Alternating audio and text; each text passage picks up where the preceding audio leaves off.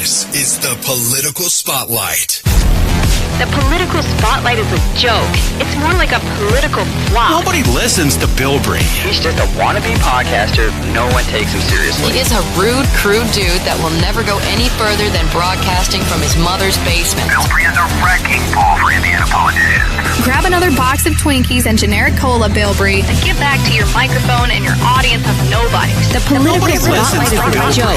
It's more like a rude, crude dude that will never go Bilbrey's a wrecking ball for Indiana. Shut that stupid Bilbrey up. Oh, ladies and gentlemen, hello. Good evening and welcome. This is the Political Spotlight. I'm your host, Kristopher H. Bilbrey. I am glad to be here with you all this episode. It's fantastic to see you. So tonight, in this episode, this morning, this afternoon, wherever you are in the world, whenever you are in the world, we are welcoming you here. If you're here live, thank you for being here. Thank you for giving us a little bit of your time this evening. If you are here in the replay sphere, thank you for being here for that too. That's fantastic. Whether you're here live or via replay, we would ask that you please consider smashing that like button. If you're not subscribed, please consider doing so. Click the bell and communicate with us. Chat over here on the right-hand side. We'd love to hear what you've got to say. If you're here in the future via the replay button, comment down below. We love to talk with you. We like to get your input. If you like what we're saying, you hate what we're saying, you've got some better input, different input, you love us, you hate us, you want to beat us, whatever the deal is, let us know. We like to talk with you about the show or whatever you want to talk about. Producer Kate is here pulling the strings and making sure things run smoothly, and we thank her for that. As always, I don't know how we're running. I hope we're running well. I'm not going to try to curse it and talk about it a whole lot. We do have a meeting tomorrow morning with the people from Comcast. And then hopefully after we do the Comcast thing, then we will have the our kid from the not Manchester, England, but from Hoosier Technologies to come over and wrap this issue up.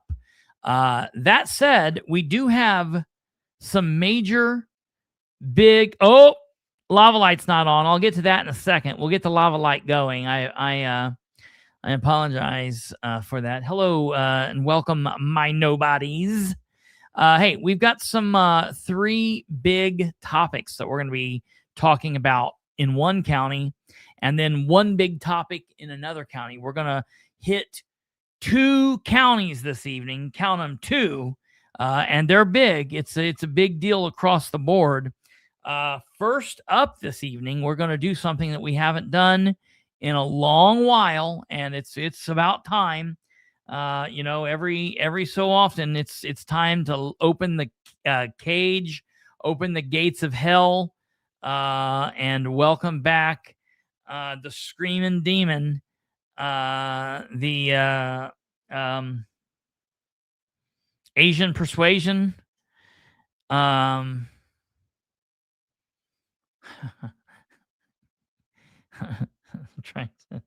was trying to rhyme hello and yellow together.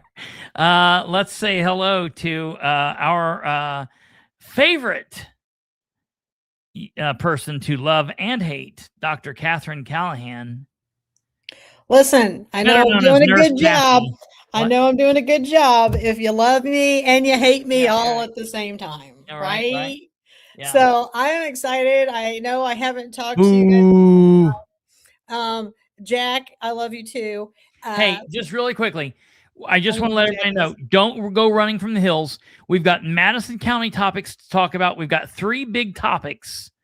And then Katherine has told us that she only plans to be here for an hour. 10 o'clock. I'm putting it. So 10 o'clock, it might be where we're at. Listen, I think we have to change the rules a little bit.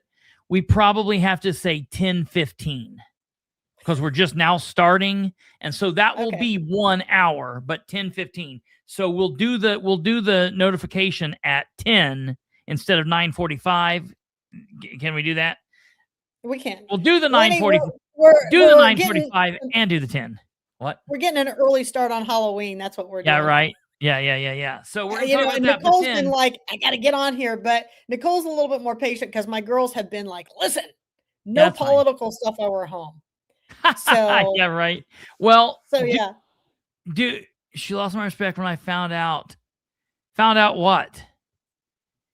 Wait, you gotta like we can do that, but that I don't know who Jack is. When I you lost found her out respect when I did something. She was not a real doctor. Oh God, that whole thing. That's not really true, but okay, whatever. What's a real doctor to you? Yeah, right. I mean, it depends on what you're looking for. Some people really like nurse practitioners. Some people really like MDs. Some people like DOs. Some people like chiropractors.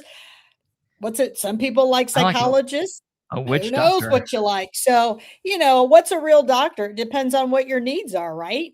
So, it doesn't, what you consider real, I don't know. Some of the patients I diagnosed with cancer would say I'm pretty real. So, it's They're just all one dead of those now, things, but right?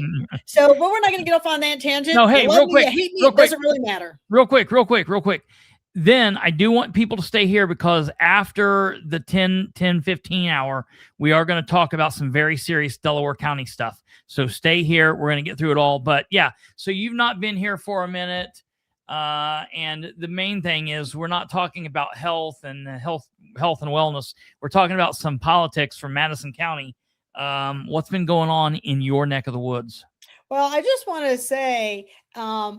say, first of all, to you that you've made me very, very awkward because, I want you to know that Saturday night, I was standing in line with my daughters and a retired detective, and I was standing there and I was like, why does this guy keep looking at me? Yeah, listen to this. This is a great story. So this guy keeps looking at me, and then every once in a while, he'd look at me and he'd smile. I'm like, who is this guy? I should have told Kate this. I look at him and I'm like, you know what? So I call my friend who's the retired detective. I said, come here. I said, you know that Henry County Where were you at? I was at Handles in Noblesville. Okay, so you were in Noblesville. You weren't in your home. You weren't in Newcastle, or excuse me, you weren't in Anderson. No. You weren't in Delaware County. You was weren't at Hamilton Town Center. You're in Hamilton Town Center. Over there by Verizon, Deer Creek, whatever you want to call that. Yeah. So at exit 210. So I keep looking at this guy and I'm thinking, okay, and I'm with my girls and I'm with the dog and I'm like, okay. So I said, hey, this guy, Sheriff Sproles. And I said, the one that's just so far out there. And he goes, yeah. And I said, do you think that's him? He goes, well, I've never seen him. I said, I'm telling you, that's who that is. So he gets up and he starts smiling at me again. And I'm like, this is weird. Okay. So he goes around me and he gets in this car and he's in this black, beautiful SUV. Gorgeous. It's got all these lights on it. It almost looks undercover. And he goes to pull off and it's got a sheriff plate. And then it's got the Henry County decal on. And I'm thinking to myself, that was Sheriff Sproles. We're in the middle of a disaster. He's all the way in Hamilton County because they must not have ice cream in Henry County. Yeah. Did you tell everybody he was getting ice cream? Yeah, he was getting ice cream. He stood in line for quite some time and he was very patient. John Sproles is the Joe Biden of Henry County. On top of it, he drove taxpayers' vehicles and gas to come all the way to Hamilton County. And let me tell you, Handles, I'm going to give him a plug. They got great ice cream. Yeah, right. Yeah. So I just want you to know that that's why I was getting some weird looks because I was like, hey, have you never seen an Asian before? That's right. That's the reason. No, he's, and he doesn't like, you're a little not white for his taste. Did he get vanilla? Hamilton County. Did he get vanilla and the ice cream? He goes all that way for a scoop of vanilla. Right. Normally anyways, when people are staring at me, you're going to do a little bit of the concealed carry there because, you never know who might be staring you down. It was just really weird. But anyways, let's move on to some of the great things that is going on in Madison County. Often people say, hey, Katherine lost the election. They want to talk about that. Do we know for sure that I lost the election? We need to talk about that from the county election board. But on two, I don't feel like you or I don't feel like we ever lose, right? I feel like God is good all the time. I feel like things happen. And that $17 million rainy day fund we got over here in Madison County? Well, it looks like the universe and God said, let it rain. And so it did. And so while this were breaking record rains, there were a lot of things that we probably could have done a little bit differently. You do know that 50% of our drains are not even on maintenance, but they're on your tax bill. You do know that the bridge fund has been maxed to its full amount over the last 5 years, going from what was it like 5%? Now it's at the full 10 cent mark. So, and where's that all going? Where is all of our tax dollars going? I'd like to know. You do know that the new jail is at $115 million. And you know that the jail had water coming through the light sockets. It had flooding everywhere. They had to crack open a state drain to keep Indian Meadows from flooding. Now, people are going to say, Katherine, come on, this was an excessive amount of rain. But here's the deal, people. They were warned not to buy that land and build that jail there. They were warned. The thing is that they even had to get special variances because they were going to build too close to the property lines. And we have all these ordinances in places that you can't do that and you shouldn't do that. But what did they do? They went ahead and did it. And what they say, and it's in the paper, and I posted that, it said the people who live in those houses are going to have to subsidize some of that drainage. Yeah. Well, now look at it. Not only are they going to have to subsidize the drainage for their homes, they're going to have to subsidize it again because now it's a proven flood area. Yeah. I mean, it's just amazing. I mean, it's like anything Rich Wine or Gardner touches turns to total crap. We had all that asbestos in the county building when they did the remodeling, and I'm thinking to myself, I don't know where you get these contractors. I don't know where you even get people who inspect this stuff, but what a mess. Yeah. So, it's just one of those things. Cindy says Sproles has to drive an armored vehicle. I don't know, but it has to be able to withstand heavy pursuit. That's for sure. that's for sure. So anyways, real quickly, while we're here in kind of talking about the flood thing. Yeah. So I noticed, listen, so I've done my very level best to not play politics during the flood. I've seen you've taken some heat for it, and there's been a couple things I've said and I've taken some heat. People's like, lay off of it. It's the flood. And I'm like, okay, yeah, great. I get it. But these people are in these quote unquote leadership roles, leadership positions. Absolutely. To be the leadership in the good and the leadership in the shit. This is their moment to shine. When the shit hits the fan. And there's a lot that can be said bad about Henry County, Newcastle's mayor. And there's a lot that can be said bad about him. But I will tell you, he's one of these mayors, one of these guys that if you remove all that bad stuff, and you can pile it on him all day long. But during events like this, he's not out taking pictures of him walking around on a bridge and talking. He's filling sandbags. Yeah. And he's working with the street crew, and he's directing traffic. Now, he may have screwed up on a lot of things, okay, and does a lot of crazy things, and there's some questions even in this flood. But I noticed that the mayor over there was doing some weird stuff, and what are the commissioners doing? We haven't seen the commissioners at all. Right? Yeah, right. There's been no information. There's been nothing that's really been shared. There's a lot, and I will say, on behalf of the city of Anderson, David Ikes, I love him or hate him. I know that's how it is.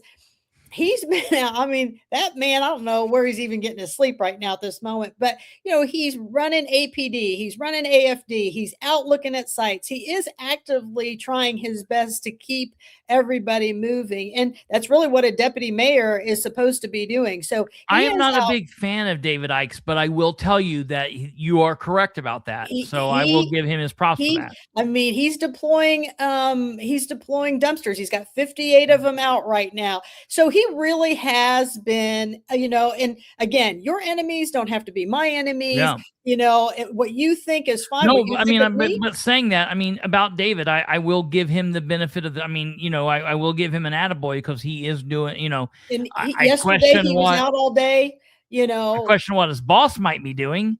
Yeah. But, so David's doing a good job. So I will say that. I will tell you, he is actively answering the phone. I can't say that that's happening with the commissioners. So that's a big deal, and here's what's more interesting. And I don't know if people saw this. So where's Senator Gaskell? Where's Elizabeth Roray? Where is Kyle Pierce? Oh, that's right. Kyle Pierce is putting on a Shrek movie over at the Paramount. Yeah.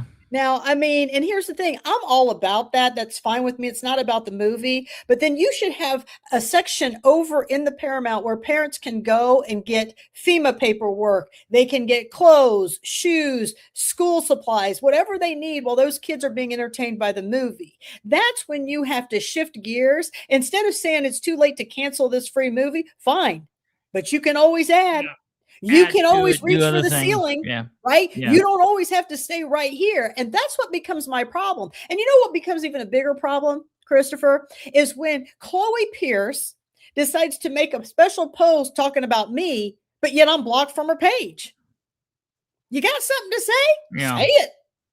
I mean, I'd be happy to have that discussion with you, but wouldn't it make sense? I've got the kids over here occupied. I don't have to worry about them. I'm in the building with them. I just got to go right over here, fill out some paperwork because quite frankly, my kids lost it all. So we need help with the packets. We don't have any electricity going on at our house. Those kind of things that, what is going on? And I will say when the rubber meets the road with David Ikes, I have never seen him turn the other way. Yeah. I have always seen him step up and step in and try to do what he believes is the best he's doing. And that's the thing. We're not in his shoes. We don't have all the cards. He does. And I do see him, where's the county at with their damn dumpsters? Yeah. No, absolutely. Right? You mean to tell me that this county has a $500,000 RV. They have a pole barn and they have a place in Elwood, but yet they close on Friday? Yeah. You're kidding me, right? The whole purpose of having this is for this to be out at the mobile unit out to help the people. I mean, and what are we doing? We're doing a spin class. We're doing a cycle class. Yeah. I mean, people are like, you do know that every Friday she's doing a spin class that she teaches. And I'm thinking, she's an appointed official. She should be in class unless she's teaching it for the health department and the community. She should be over there in the health department. Maybe that's the reason why they're having brawls over there. Maybe that's the reason things are so out of control. Maybe that's the reason we're number 84 in the county out of 92 when we used to be about 73. Have you guys been having looting? We have been having looting. So that's the other thing, over there off Scatterfield across from the mall where Rose's is and Ollie's and Mancino's. Yeah, it flooded to like midpoint of there and things floated out and then the looting started. And, at the end of the day, it is the Anderson Police Department who keeps that under control till the water recesses. It's safe for people to go in. And then it's up to the stores to bring in their security and keep that from happening. So, yeah, there was looting. And you know what? We can do better, Madison County. Right. We can do better. Yeah. The fact that people do that in these times of crisis is just unbelievable. But the biggest thing that just floored me today is that you would think that we were off on Saturday and Sunday. You would think that we would have been able to give notice that we're going to have an emergency meeting today on Monday for $925,000 to go out the door. That nobody could post this, but within 90 minutes of having the meeting. And then people came. People dropped everything. Stephanie Maystanis, Nicole, Miss Crooms, they dropped everything. They went to this meeting, and thank God they did, because from what I can tell, they didn't air it on the normal show everybody video. So thank goodness that private citizens. Well, yeah. So I will say a couple people reached out to me and asked, you were one of them, asked if I could check and see if this was live streaming. I looked during the time, I looked afterwards, and I looked right before we went live, because sometimes it has to process. And so far, it has not been live streamed. It's not live streaming. It's not there as a recorded video. It is not on their it is not on their website that they use. They don't use YouTube, or they don't use Rumble, or something that would be easy for citizens to use. It's their own site. And listen, I will tell you, because a couple people have asked, "Ooh, it wasn't live streamed. Can we file a complaint?" And just so everybody will know, just so everyone will know, the new law that went through says that they have to live stream all regular meetings, special meetings, and they have to make an attempt to live stream emergency meetings.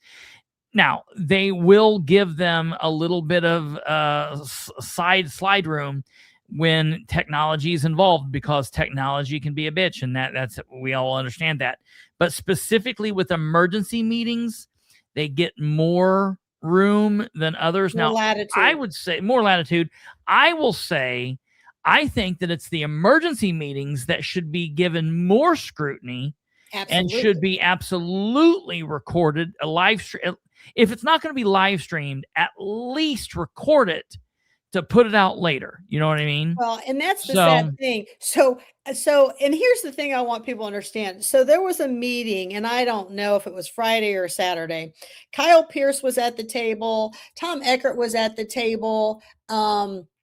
Jennifer Culp was at the table. Why? I have no idea. She's not president of the city council. She is a Republican, and the city's run by Democrats. Not that this is political. Yeah. But I am not aware that the city was aware or invited to that meeting. And here there's Jennifer sitting at the table to do what? I haven't seen the Culps out there pounding on doors. You know, I got all these elected officials who are out there trying to ask for votes and want to put their signs up. But where are they now when you need help? Have they been pounding on your doors? Because I don't think they have, and they should be, right? And like Nicole said earlier, lots of people did not even get notified properly. You know, we put $50,000 in a clock tower here in Madison County because Rick Gardner had all this nostalgia and, I don't know, wanted to walk down memory lane. Well, remember back in the olden days where your clock tower was your number one thing to notify the people to get out, or the number one thing to get help, those kind of things? Why don't we have some kind of backup alarm system on that bell tower to be able to speak to the community when power's down and all those things? But we didn't. You know, Christopher, I don't know how many times I had to see a Rick Gardner text message come through during the election, or, you know, how they put out other text messages that were ridiculous for votes or not to vote for. Why didn't they put out something like these text messages for the people in the communities? I don't understand that, right? So what people understand is these elected officials can use their campaign donations to give to these issues. So I really think that all of these elected officials should be calling and getting donations. They should give all their campaign funds into all these disaster reliefs to help us get some relief.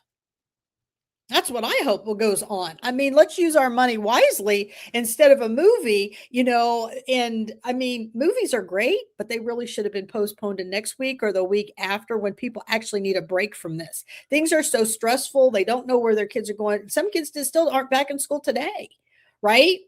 So it's been a very interesting situation to watch. Is this the meeting thing? Well, I put this up here because Six Puppies said that she watched the meeting live with no problem.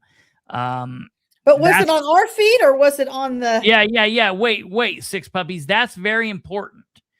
Are you telling me that you watched it on the Madison County site? Yeah, she said it was on the site, on Madison County site. I watched it on their site live with no problem. Well, as of now, I tell you, the meeting was on, and it was a quick meeting, so it was just like very fleeting. Well, yeah. And so like 5 minutes in, I couldn't find it. I saw Rebecca's, Miss Crooms. I saw that. But as we're here right now, we see County Council emergency meeting. See right here where it says County Council second Tuesday, and it says media, and it's got the little black camera next to it. See that? And down below there, it's got media, and down below here, it's got media, and down below here, it's got media. On the County Council emergency meeting, it doesn't have media. It just has documents. So when you click on this is what pops up.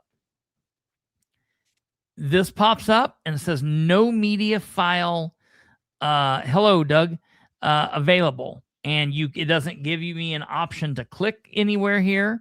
It doesn't let me play this anywhere. It does allow me to click on this, which allows me to pull up this. The notice of emergency meeting in Madison County, pursuant to Indiana Code 514.1.55D, notice is hereby given that emergency meeting of the Madison County Council will be held at the Madison County Government Center in the County Council Chambers, Anderson, Indiana, on the 17th day of August, 2026 at 5 p.m. At such a meeting, the council will be discussing appropriations of funds to the Madison County Emergency Management Office of Homeland Security from the Rainy Day Fund 1186 for the flood relief. Okay, so it says that.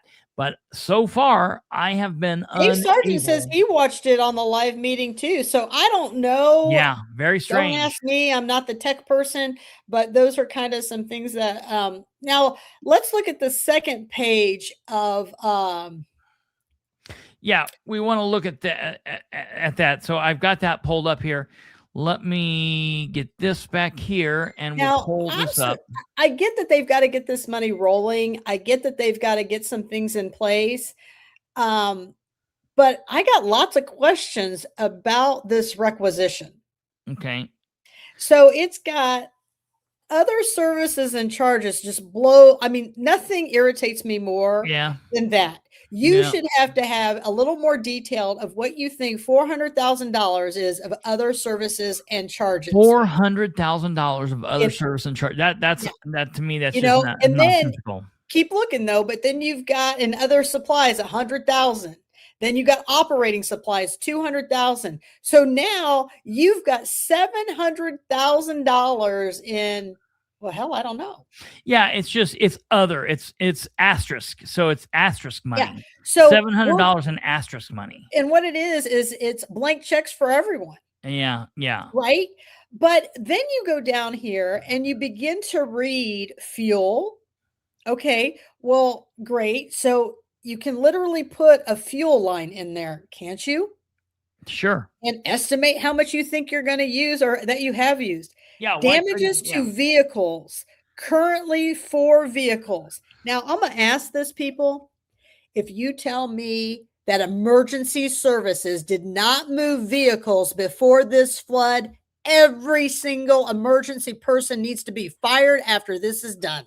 Well, somebody needs to be on the hot seat if they didn't go in at some point, like, you know, what we did here in my home when we noticed that there started being like, oh shit, this isn't normal. We started prepping things. We started doing things to move stuff to like, okay, this is getting crazy. You know, nobody thinks it's going to get out of control. It's kind of like the frogs that are being cooked live slowly. You're just in it and you're like, oh shit. Then all of a sudden you just wake up and you're like, well, hell, we're floating.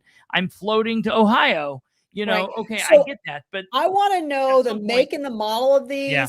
I want to know where they were sitting. Yeah. Because if you think this is an opportunity that you just have old vehicles and this is a good time to turn those over, that's the things I have problems with. Yeah. So I want to know, because it's twofold. If they're really old ones and they wanted to replace them, but if they're really new ones, why weren't they moved? Yeah. So I got some questions about that. They've got food to supply volunteers. Okay. Well, why don't you give me a line item on how much you think you're getting ready to spend in food? Right. They've got equipment. Well, what kind of equipment do you guys need? It says equipment lost. Almost all barricades for flood. Okay. So you mean to tell me you're EMA and you don't know how to estimate how far out you should put barricades? Are you kidding me? Flood barricades got lost in the flood. Off. Listen. Listen. At the park, this is so funny. At the new park, they promised if they brought in porta potties, they would just easily remove them before we had any heavy rains. There would be no problem with it so that they wouldn't float away. Well, we have floating away porta potties. Now, how sanitary is that? And I'm not paying to replace floating away porta potties. They knew rain was coming in. God, I love Anderson. And I really don't believe that these barricades were stolen. I believe that these barricades were not correctly placed with some type of thought process. Wait, hold on. I pause this a second. Listen, I love, and Who just said call and ask them? Hold on, a team of people went today to the meeting and they wouldn't even let them speak. Let me, I got to push back on that for 1 second. No, and better off. Do you know that EMA didn't even show up to get this money? The council just met. You don't have to. You don't have to. Yeah. We don't have any questions. Real quick, and we won't take this time away from you.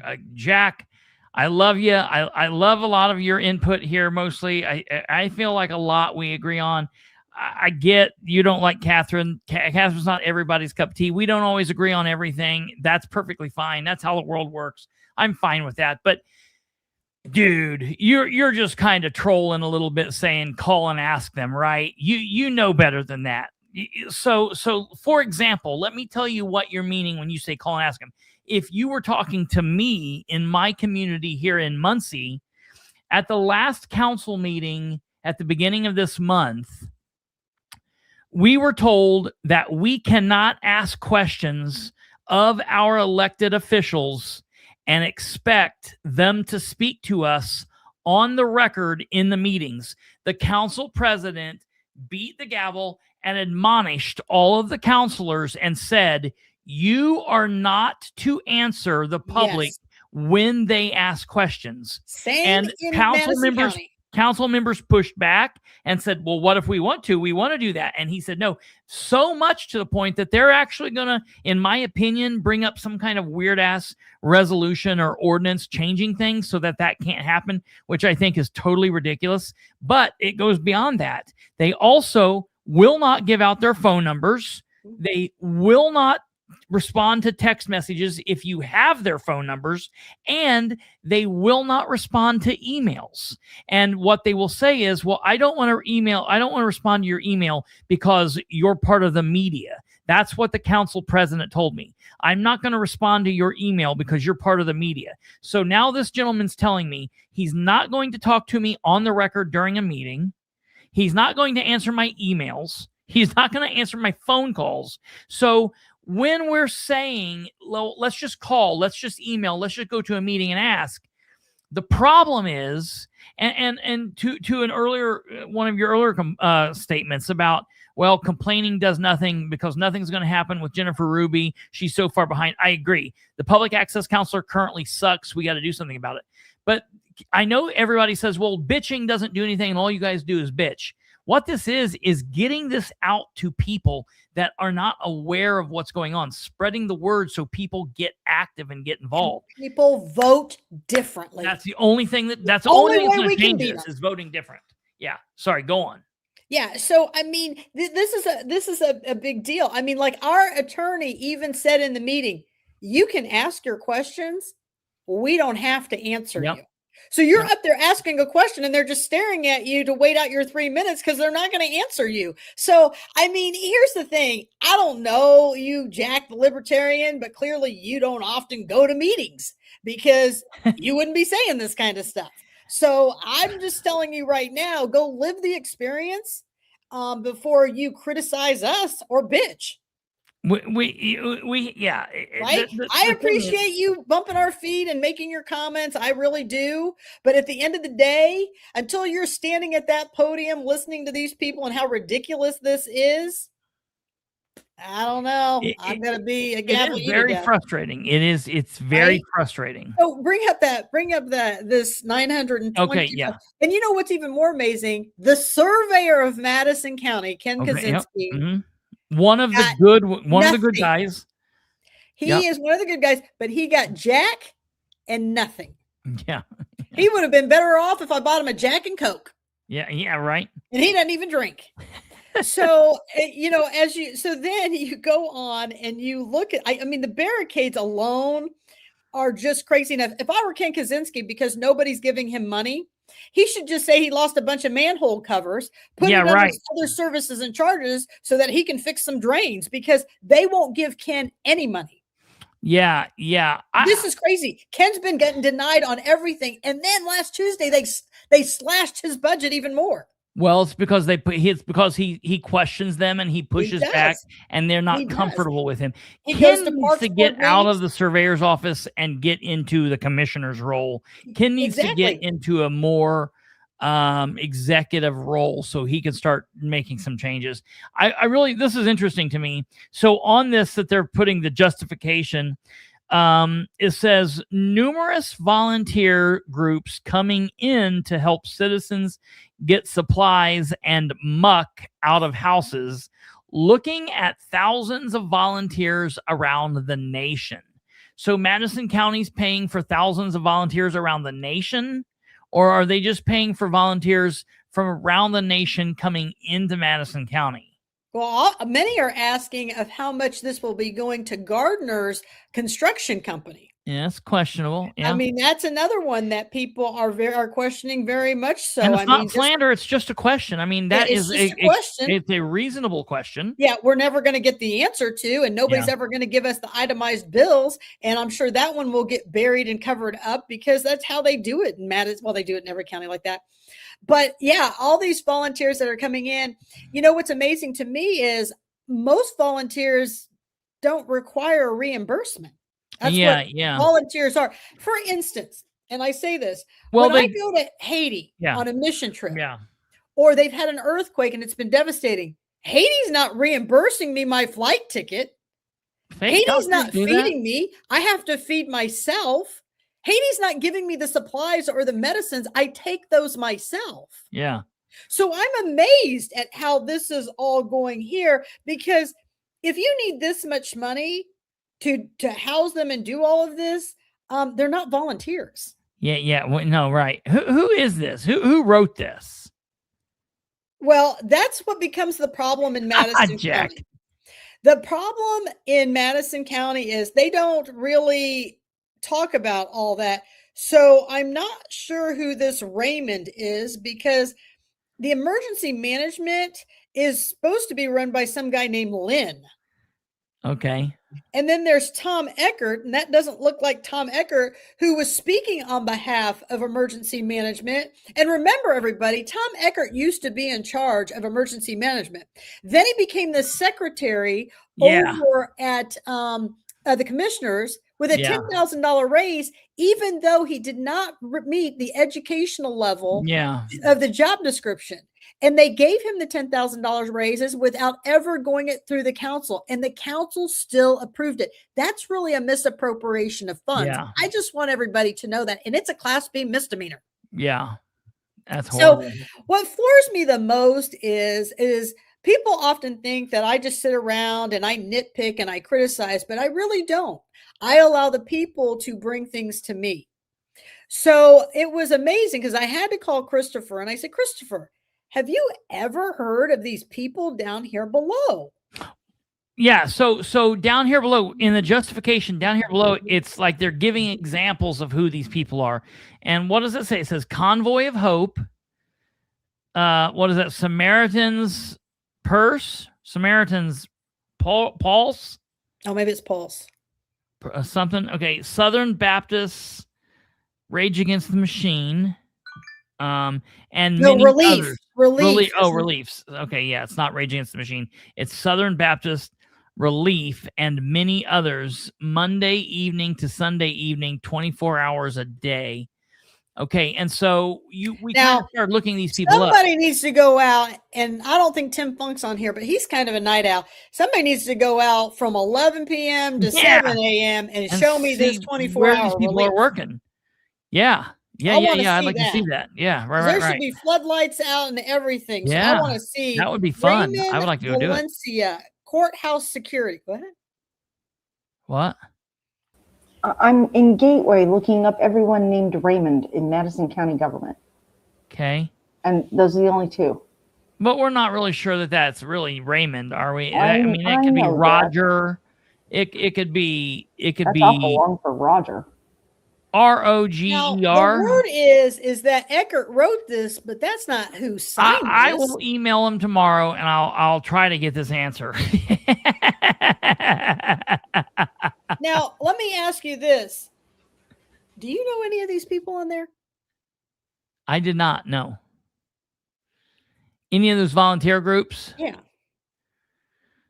Convo of Hope is through church and Walmart. Okay. Convoy of Hope. Samaritan's Purse is Franklin Graham, Billy Graham's son. Okay, that sounds cool. Great, whatever. One of them we specifically looked up, and this is what's really interesting, because Katherine asked about the Southern Baptist Relief. And in looking these up, so this is just from Google. We didn't fake this. This is not AI. You can Google this yourself. It says Southern Baptist Disaster Relief. Okay. SBDR. Send relief form from the official disaster response and compassion ministry of the Southern Baptist Convention, recognized as the third largest disaster relief organization in the United States. The SBDR mobilizes trained volunteers in distinctive yellow shirts to provide mass feeding, chainsaw work, debris cleanup, and temporary roofing. Key aspects of the organization. Okay, this is interesting. Okay, national and local network relief operations are coordinated nationally through the North American Mission Board and send relief, while individual response units are managed locally by state conventions and churches. Funding. This is the big one. Funding. SBDR does not accept federal government funding or disaster reimbursement, relying instead on church donations and volunteer support. So now, to play devil's advocate here just for a second, it says does not accept federal government funding. Maybe they do accept state and local. Listen, my FEMA money is part of this. But absolutely. Yeah, absolutely. But my thought here is it's just because it's on more of a national network. And so the thought is, if they're not, and maybe I can try to reach out to somebody here and ask, do you guys take state and local? What's the deal with this? I can try to reach out and find a media contact for these people and find out. But it does say right here that they don't accept federal funding, and it makes it look as if they don't. Let me get rid of Stumblefoot here for a moment. It does make it look like they're saying, besides that they also federal government funding or disaster reimbursement. So whatever this is looks like disaster reimbursement. So I will reach out and see if we can find out what the deal is there. But look at the second page. Yeah, the second page you got here. Services. So what do you want to look at here? The second page, right? Yep. Volunteers handle damage assessment, hot meals, mobile shower and laundry units, flood recovery, mud out, and chaplaincy care. So, I mean, most of the time, as a volunteer, I've always had to bring my own food, my own stuff, because those communities are already in short supply. Yeah. So I should not be an extra mouth to feed. I mean, trust me, when I go to Haiti, I pack my own my own stuff. Like I've got a big jar of peanut butter and I live on granola bars for the week. You learn to live. And if we want food, we pay the church a certain amount of money per person and they'll fix it for us. But we've paid for that meal. So I'm surprised at all of this. I mean, it is what it is, but I want people to understand what bothers me today is a team of concerned citizens went and were not allowed to ask questions at this meeting. They adjourned this meeting as quick as they started this meeting. Okay, that becomes a problem because right here means that the council got together, said, oh, we've got this slip.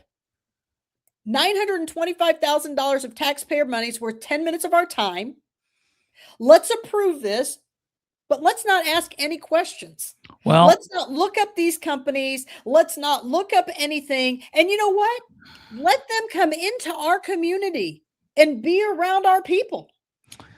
Well, and let me as the resident political nerd step in here and just for a moment and say, I know this was an emergency meeting. I fully get that this was an emergency meeting. That being said, it is important to understand that generally any time you're dealing with appropriations, that is normally something that's what people don't understand is in the state of Indiana, maybe other states, but we're only talking about Indiana right now.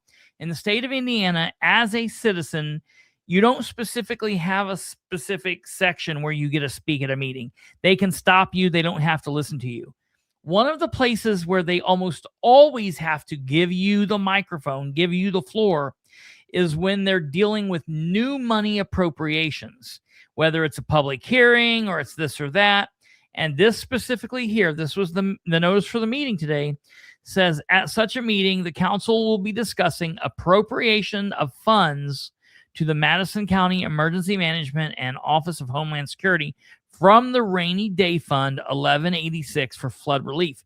So it's talking about there being appropriations here. So the fact that they did not allow citizens to have interaction is very concerning to me because this was an appropriation. Now, did Bethany say anything? I know Bethany gets a lot of shout out good because she made the notification of this as soon as possible. But I didn't get to see the meeting. So did anyone bring this up? What I think, she got such short notice. They told Rebecca that it's not new money. That's bullshit. I mean, It probably is, but that's ridiculous. Well, it's got to be new money because just because it's in the rainy day fund, in order to disperse it, it's new money. It was not part of the budget that they presented in 2025 for 26. The crap that people believe and tolerate. And here's the thing, not that Miss Crooms believed any of this. They wouldn't let her speak. They adjourned the meeting before she could get the information and ask the questions. Stephanie May didn't have a chance to ask the questions. Nicole didn't have the chance to ask the questions. They were in such a hurry to adjourn this. And why? Because you had 3 solid females showing up wanting some accountability, and they weren't about to entertain it. That's what the bottom line is for that. You had 3 common sense people in there who said, yeah, we're not drinking your Kool-Aid today. So these are the things that I want to bring to you. Don't take what they're putting out for face value, right? Good seeing you too, Danny. Don't take for, granted that these people are nice people doing the right thing.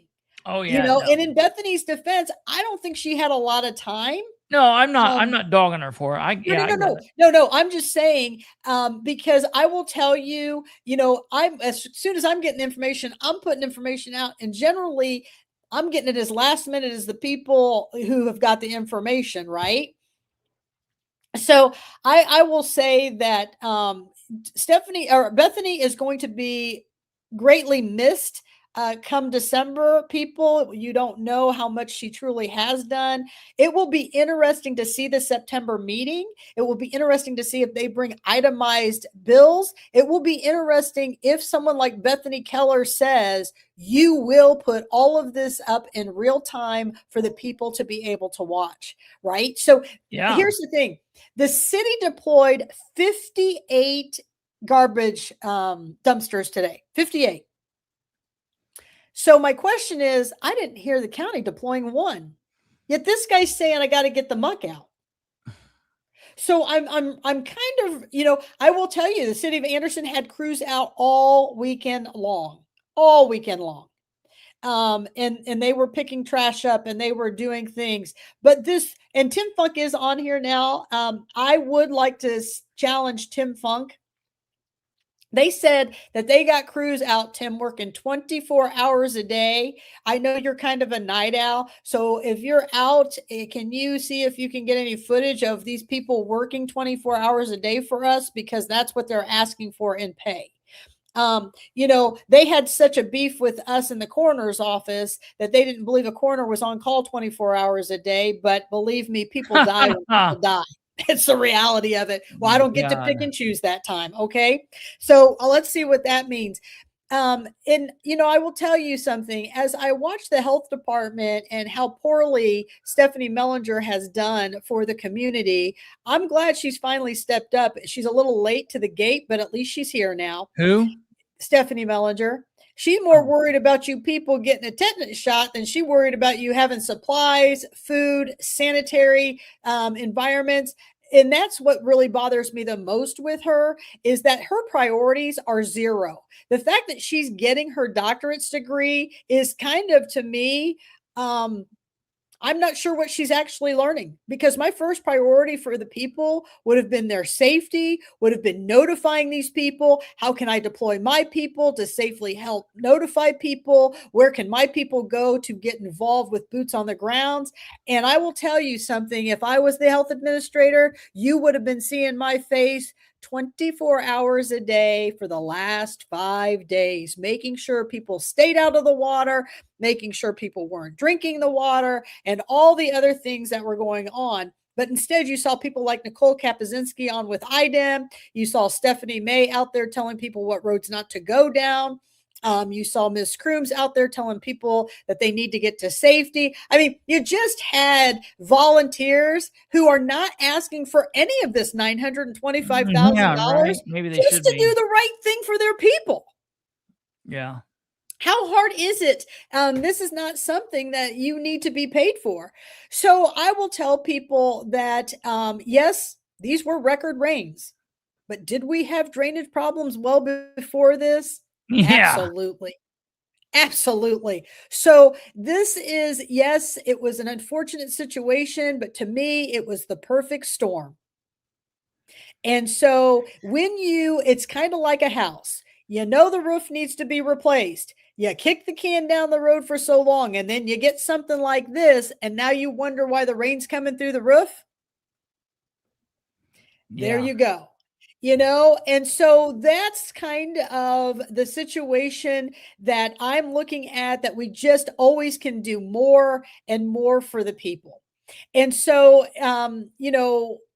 we should have been doing a little bit more on Wednesday into Thursday, but now here we are. And I just want you to know that the proof is in the pudding. Nobody's running the show in this county. When you tell me the barricades all floated away, that's so stupid. Listen. That's so stupid. I'm a nurse by trade, but I can tell you we probably need to go far enough out. I'm just saying. So stupid. Right? So those are the kind of things. And I will tell you, there was a lot of frustration in this county because people were out at conferences. People weren't where they were supposed to be. EMS, and I've got all kinds of notes. That Lynn from EMS, he's at a conference. He had to come back from a conference. That's crazy. I mean, these are the crazy things. There's more money. What's going to be the most interesting part to all of this, Christopher? Let me tell you what's going to be the most interesting part to all of this. The surveyor's office. If there's a department that needs extra boots on the ground right now, and they should give him a couple employees for 6 to 8 months. They should probably give him 5 to 10 and go out, get all these drains cleared out, because there's going to be aftermath to these drains. He should make sure all of them, they should be doing some type of inventory on which ones are the worst ones. They should have, a spreadsheet going on, even on the ones who haven't been maintained. All this FEMA money's coming in. This is your time to shine and put that money where it's at. And Kristopher, you know why people are so pissed off at me? Because I showed the bills from 2019 of Rich One of over $50,000 that fixed all the drains on his property. Don't be mad at me. I mean, you guys keep electing them into their seats. I mean, he's been in there for 3 decades. And the thing is, he just laughs every time you guys reelect him. He's like, if these people are dumb enough to keep putting me in here, I'm going to be smart enough to keep spending their money. Sure. I even put up the pictures of just this past summer where he repaved his street and there was nothing wrong with the street. I showed you both sides of it. And that's not Katherine out there stalking him. People call me and say, have you been out there to look? So I go out there and look at it. So these are the things that I want you to understand. Same thing with Stephanie Mellinger. Do better. I mean, your energy today was like, am I really here with you people? Yeah. You're really here with us. Get excited about it. That whole thing with Stephanie was wild. No, Tim. So you just jumped on. I was speaking a lot in the beginning, but she is on a deadline, and so I am giving her space. But no, I was in the process of sending an email to Brandon Porter, Vice President of Convention Communications, media contact for Southern Baptist Disaster Relief. So I just sent him an email asking if he could verify how they take funding, if they take funding, are they coming to Madison County? Will they be in Madison County? If so, do they plan to be taking money from Madison County, and what their situation is? So I'm going to ask some of the firefighters who might have gone for 9/11. Did they take funding? Did they get paid to do that? Because the ones that I knew, they clearly they went as a volunteer. They took supplies. They had their own food and stuff that they ate off while they were there. They had packs and stuff. So it'll be interesting to see how this all plays out. Yeah. There is so much more going on in Madison County. If you missed the county election board, because we don't really have time to get into that. No. We've got just a few minutes. I do want to get in that so we can go ahead and clear, because that'll be your topics. I do have this up now. We're going to have to maybe fish for it for a minute because I got it. I was looking for it before we went live, and I was able to pull up right when the attorney Laureen White got up. And that's true, Doug. This is just the surface. I mean, I've been at this. It's exhausting. It's expensive, and people are yelling at me. They're like, Katherine, how many sandbags have you been feeling? People have a real job. Doug McCord, he has his own business. We have real jobs. Like, we can't just sit around and be like, oh, we can't take care of our clients. Right. You know what I'm saying? I mean, we're trying to find the balance here. And so, what have I done? I don't know. I spent $40,000 to save the wellheads over in Lapel. I thought that was pretty good. That's another thing. People, Thursday night, Lapel's going to have a meeting, and that is going to certainly be a show within itself. If you have not been following along with Lapel, we've got 2 citizens who don't reside in the area who are elected officials. That is so wild. That's kind of interesting. And then they give an Indiana code that is not even remotely close to the code is for living situations. So wild. That is not a good thing. What's Laureen involved in? I'm not really sure what that question means. I think what he's talking about the election thing. We're gonna so Shelby, Laureen White is an attorney. Nicole. Yeah, she's an attorney. She does a lot of different things. She does a lot of fighting City Hall kind of thing. She'll be an attorney representing citizens or groups of citizens fighting against data centers, battery plants. Data centers, battery plants, the wind turbines or solar, fighting City Hall and fighting for your constitutional rights and things like that. A hell of an attorney. Defamation suits. I absolutely. Okay. Yeah. She represented the citizens here versus the city. Yeah. She's a good friend of mine and Catherine's. I absolutely love. I'll tell you the story about when I first met Lorraine. I didn't know her. So I'm sitting in a meeting in Madison County long ago. And I think it had gotten around a little bit in there about like that I was there and that I had fought Winchester and sued them, and it was a big deal, and they arrested me and blah blah blah blah blah, and it was a violation, and I fought back. And so Lorraine's like looking at me and like keeps looking at me and like isn't like looking like just normal. Like I can tell she's like looking, and I'm like, thank you, Stumblefoot. I'm like looking over and thinking like, what in the hell? Like, what is this chick doing? Now, Lorraine is not a bad looking woman. She's pretty. So I'm thinking like, okay, this, whatever. I don't know anything about her. Don't know what's going on. Then she gets up to speak. I don't know. She's an attorney. Don't know anything about her. And I'm like, dude, this chick is a badass. Like she's getting up, she's yelling at these people. And I'm like, this person is amazing.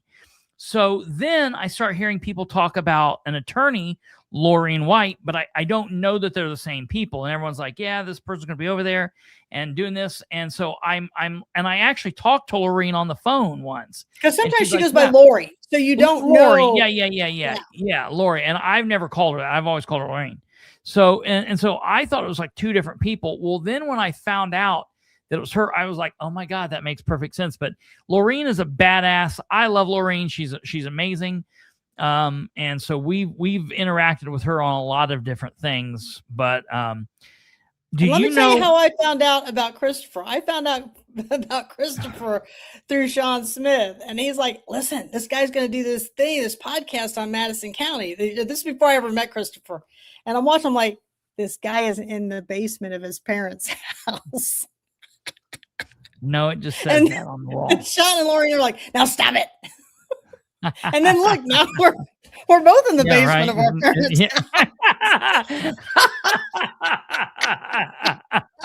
house. That's hilarious. So anyways, there's more truth to that than what anybody would ever know. So do you know where at in this is?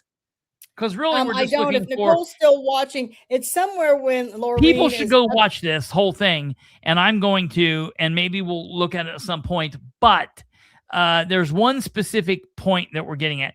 Did it happen when Laureen was up at the podium? Because so Nicole's on here. Nicole, do you remember the time minute or so? That's right, Doug. Where they're having this conversation back and forth? And now, do you know who the lady in the black is, Kristopher?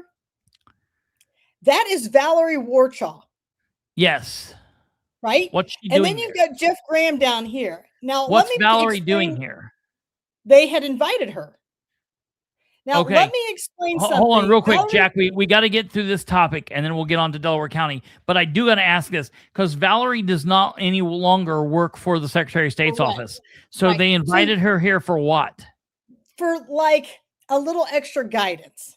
Okay. I will call Valerie. I know Valerie very well and communicate with her frequently. So I want to call her and ask her about this. I didn't know she was there. Yeah, it's so funny because Mikhail Vaughn lost his nuts. And I'm going to say that on right here, because he was upset because there were signs in the chute of Nicole's, right? Even though he beat Nicole, right? Supposedly he beat Nicole. We don't really know if he did beat Nicole. So there were signs in the chute, but then he didn't have a problem that he stood in the chute for 7 hours, verbally speaking to people during the open polls. Okay. Which is a true violation of electioneering in the chute. Yeah, you can't be in the chute. Right. So he brings it up about the signs, but he thinks that he's untouchable because, well, it's okay to have a human body in there. So they're going back and forth. And at one point in this video, Laureen says something like, well, you guys got to mark the shoot. Yeah. Okay. Yeah. So Lorraine tells them it's the election board. So really, it's the election apparatus's job to do that. Really, what should happen is they should be training their people enough their people should be marking that shoot. But if the people that are running the election at the precinct isn't doing, in my opinion, it falls back on Linda Smith, the clerk, and it falls back on the election board, period, at the end of the day. If they're not training their people well enough to mark the shoot, which they should be, the damn thing comes with a rope. Well, the box comes with a rope. Let me explain to you about Madison County. So you got Tim Lannon, who is an ex-senator, and he's an attorney. Okay.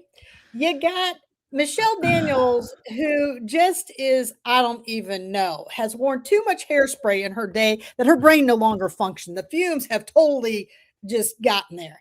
And then you got Linda Smith, who wants to say she's always new, but she's been the clerk. She's been the reporter. David represents Nicole's testimony for the hearing. You got the three of these, right? And you got these people that are up there, and they say to Laureen, it's not our responsibility to mark the shoot. Well, and what's interesting is that Tim Lannon was out on election day over at Zion Baptist, actually measuring the shoot himself. He didn't work that poll.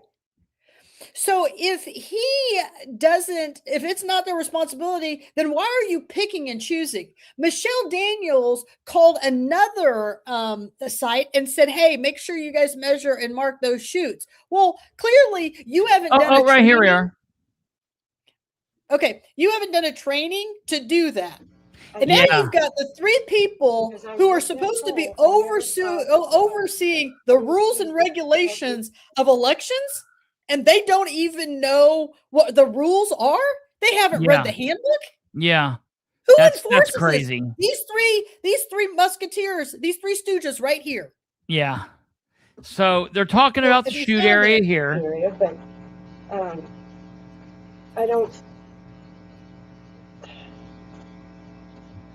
I think there's so much confusion on where the shoot was and where it should be because it wasn't marked, and we might have to take some responsibility for that. Maybe we didn't tell the inspector, I got to think back.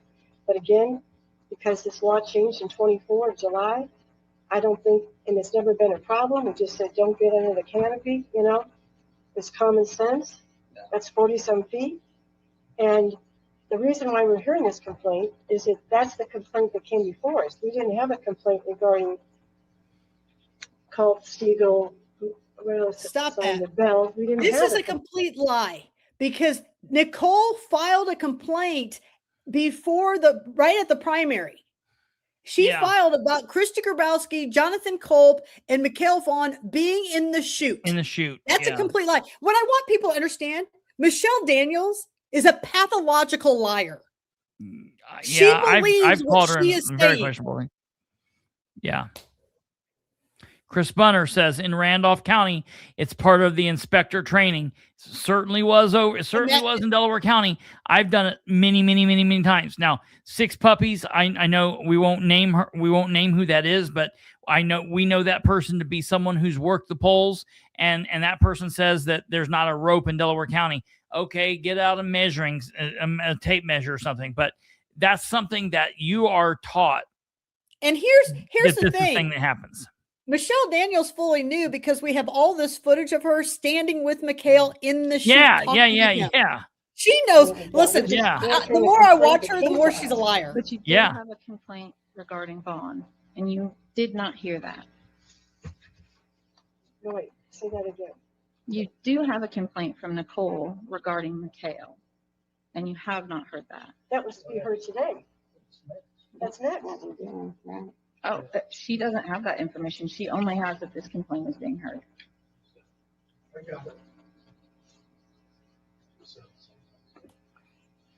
No, we said and that, Jeff Graham knows for a fact that these guys are caught in a lie. Yeah. I can tell by his body language. She was notified. If it is- She was notified. If it Our is, attorney said she was notified. We would never be saying this. That's why we have She her was on notified about the- her hearing. To hear her present her side. let me say this. We're getting there. It is the board's position. It's only been an hour and 9 minutes. We're only 9 minutes over. Then my suggestion would be to dismiss the complaints. I think, Jimmy, Linda, Well, I was in my opinion, both of these, all these complaints, there's no need to hear these complaints. To me, this is just litigating this. And to me, it's a waste of the stuff. You know, if we're not ever going to, if it's not a problem and we're never going to ever say, okay, we're not going to hear, if somebody's in the shoot and they're campaigning and we're not going to do anything about it, then it's just a free-for-all and we can do whatever the hell we want. And I can walk into the Madison County polling places with electioneering on because they're not going to do anything. Because if you don't do anything with this, then you shouldn't do anything with anything else. You're up here, it's kind of making me look like I did something wrong doing this. I find it kind of an amazing argument. I should fire. When it's very clear it's going to rule the thing. I don't know if you're the election board. If you're the election board, Tim, as an attorney, and you're so ignorant that you don't understand that you as the body and Linda as the chief election officer of the county have an obligation and a responsibility and a duty to make sure that these elections are governed properly and according to the laws and the rules of the state of Indiana and the election processes. If you don't know that, maybe you've done something wrong. Right? So be it. Just because you're on the board doesn't mean you are incapable of being a dumbass. All these complaints should be dismissed. She has made a motion, and you are welcome to accept that recommendation. I want to know. I like Valerie, and I have a very good working relationship with Valerie. I don't like that she's here. I don't like that she's speaking. I don't like that she's sitting up at the board because I want to know, did they know that she no longer works for the secretary? She's nobody. She's no different than you or I. Well, this is what I mean. And here's the thing. You can tell now they were all caught. The fact that nobody's made a clip of this so it can be shared everywhere, Linda Smith has to go. Oh, absolutely. This whole election I'll be board working is on atrocious. doing that. I didn't know that this happened. I'll work on doing that. This whole thing's atrocious. Yeah.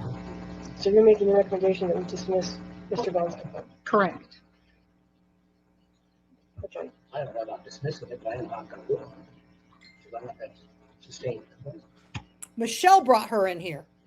I think you made a good point, Michelle, when you said the board would have some responsibility. I can tell you, I did poll worker training, and all of our poll workers were trained on the shoot. That is part of it. However, did they have the proper tools to do it? That's something that we need to check into. I have been taking a look at different. Do they have? If you train them, you should tell them what tools they have to have. You know, when I have my students, I go, listen, we're going to take a Scantron test. You need 2 number 2 pencils. I don't want to see mechanical. I don't want to see pens. It's 2 number 2 pencils with an eraser. I was a firearms instructor for the police department, and do you have to bring bullets? Yeah, right. We you know, if you didn't show up with your gun belt and your gun, it was probably a problem. That are out there to identify the shoot better, and that would be something that, you know, if we can have the funding to get that done, there are many things that might make it a little bit easier. So we've been taking a look at this since we received these complaints to see, okay, how can we? What funding do you need? This $100. You go buy 10 different, tape measures. Everybody has a tape measure. I bet 90% of the poll workers have a tape measure at their house. I've this got is a how ridiculous spool of rope. this whole thing went. What? She's going to ask for $50,000. Yeah, for training. Yeah, we need $50,000. I have a spool of rope. How many polling centers do you guys have in Madison County? I don't know. Somebody else would have to answer that question. 10, yeah, 12, it's not like anything crazy. Here's the thing. You know what people forget, Kristopher and Kate, and I bet both of you remember this like it was yesterday.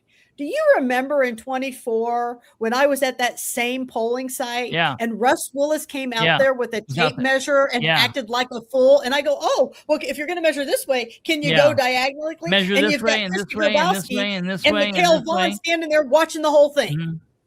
And suddenly Mikhail's like, oh, I forgot. I don't remember that spot. I will find out how many vote centers Madison County has, and I can cut 12, 10, 30.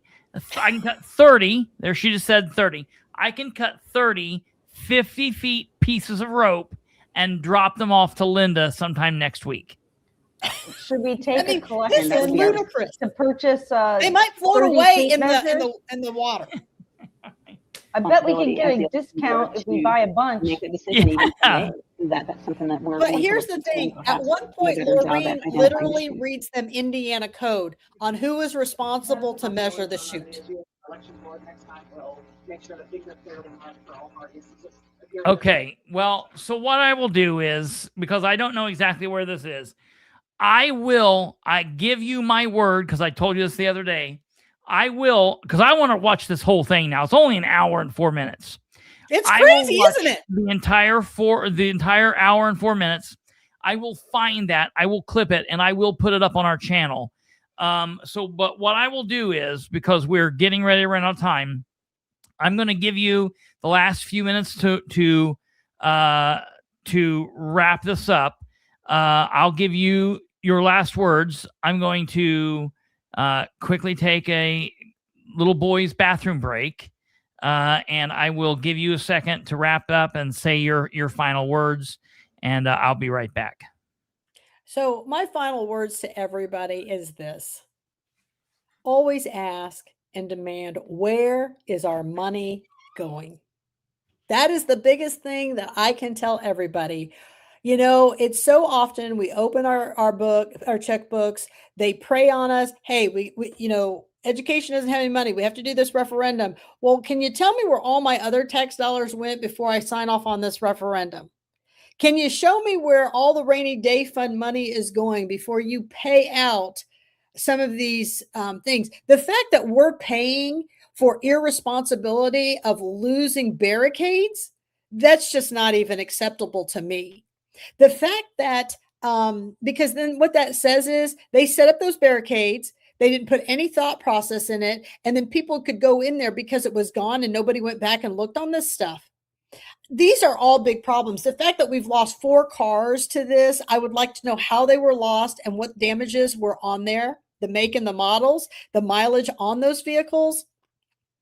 Because frankly, I'm very tired of the abuse that's going on.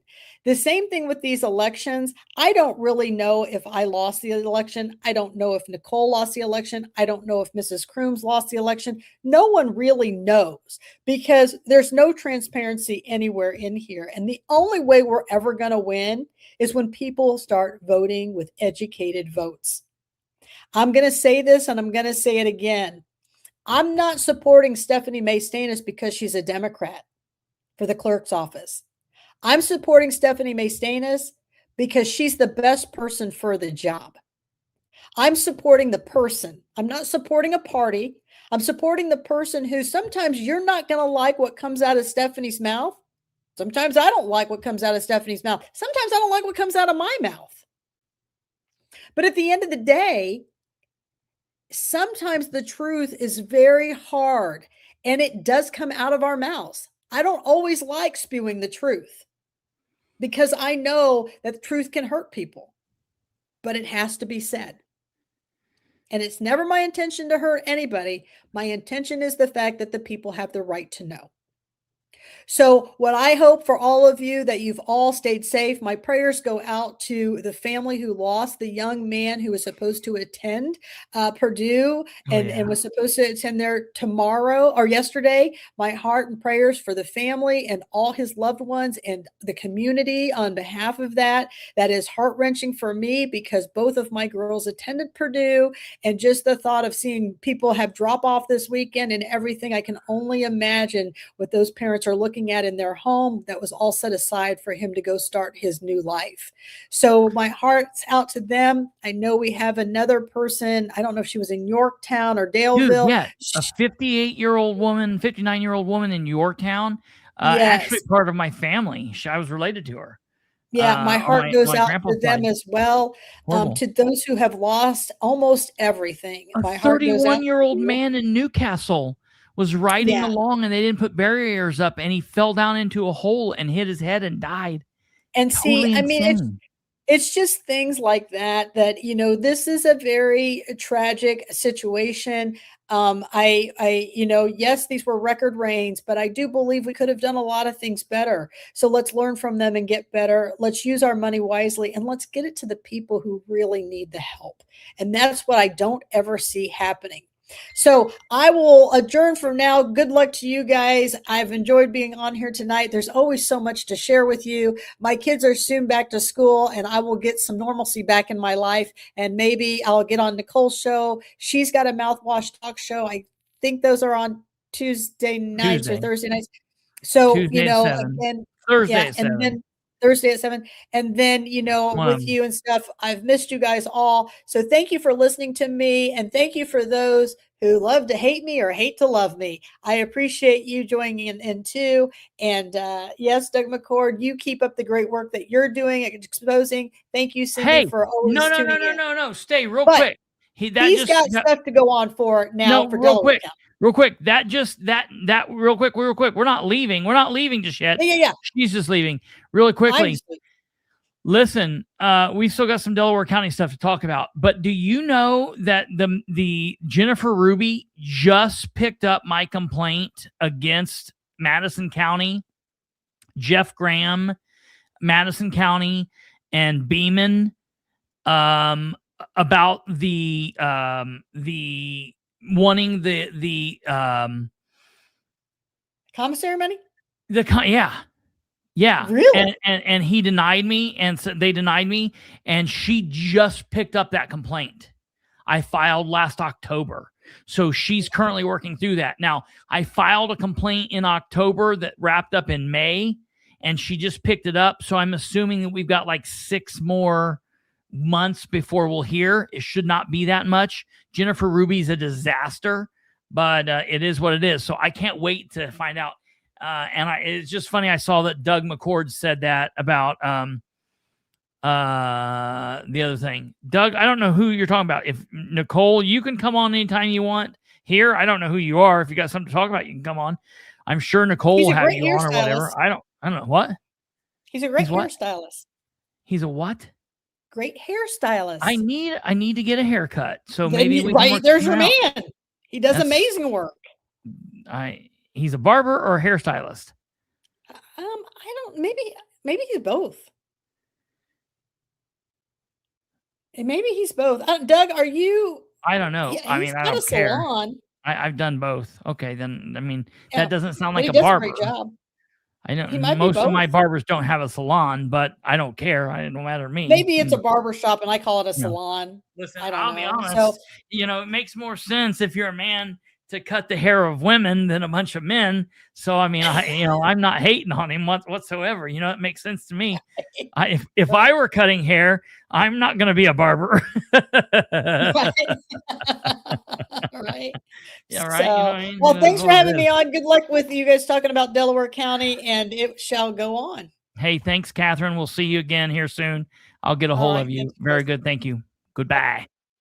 All right, that was Katherine, ladies and gentlemen. Now we get on to the truth of the matter, what really matters. Let's get that Asian out of here and get back to reality. No. Thank you, Katherine, for coming on. We appreciate everything, as always. Whether we agree or disagree, Listen, everybody was bad-mouthing people, bad-mouthing. I'll be honest, Katherine was decent tonight. You know what I mean? She was normal. You know what I mean? So it is what it is. No problem. Okay.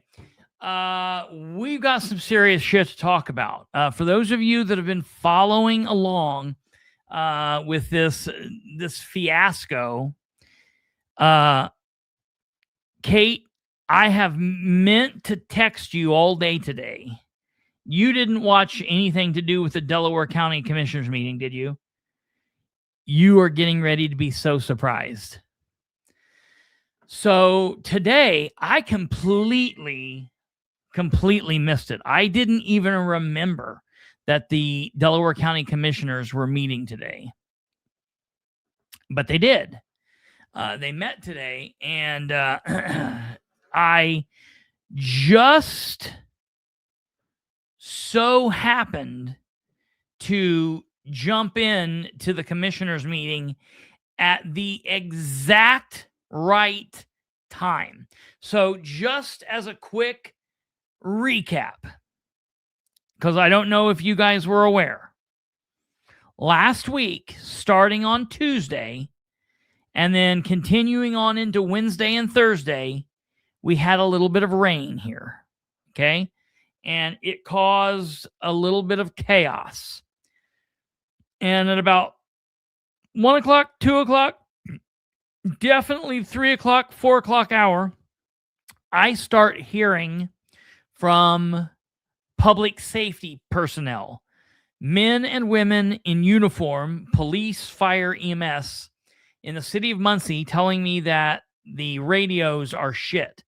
And I'm used to things like that happening. Okay. I get it. I understand that. Okay. No big deal. But then when I'm hearing that they're having complete breakdown of communications and they're dispatching off of a complainant calls into dispatch, dispatch doesn't use their radio to radio out to police. Dispatch picks up a cell phone and calls a supervisor, and a supervisor then picks up his phone and calls 3 patrolmen to send the police officers, the patrolmen out. This is in the city of Muncie. Sends them out to these priority 1 calls, and they were only on priority 1. And then the end of shift report comes out from Lieutenant Justin Peters of the Muncie Police Department. And just to remind you all, okay, just as a reminder, Lieutenant Peters says in his end of shift report to his the oncoming shift, the supervisors, the everybody, okay, Justin Peters says this: radios went down. This is what he's saying. I'm not saying this, okay? Radios went down. Radio outage. Radios went in and out for a majority of the shift. At approximately 4 a.m., dispatch called to advise the main Motorola tower at 18th and Sampson was discovered to be underwater. At approximately 4:45 a.m., this is on Thursday morning, Thursday the 13th, they called to say the paging tone system for fire and EMS was already down with no ETA to fix it. They said the local radio repair contract, who's not really a local radio repair contract, Bruce Dunn, was out at the tower trying to come up with a solution. However, they said there is no plan B. And when that tower goes down, not even dispatch will be able to communicate with us via police radio. They further advised they are intentionally going to have AEP shut all of the power off to the tower soon, which will disable all MPD radios and dispatch to save what components were savable from the tower. There was no explanation of what the next steps are and what kind of ETA there is for repairs, etc. As of now, we are the only responding to priority 1 calls. Radio is calling a supervisor's cell phone so we can dispatch officers from there. We have been sending 2 to 3 officers to each call. Since communication is an issue, stay safe out there today. Lieutenant Justin Peters, Unit 14. Now, I want to be clear. Justin Peters did not send that to me.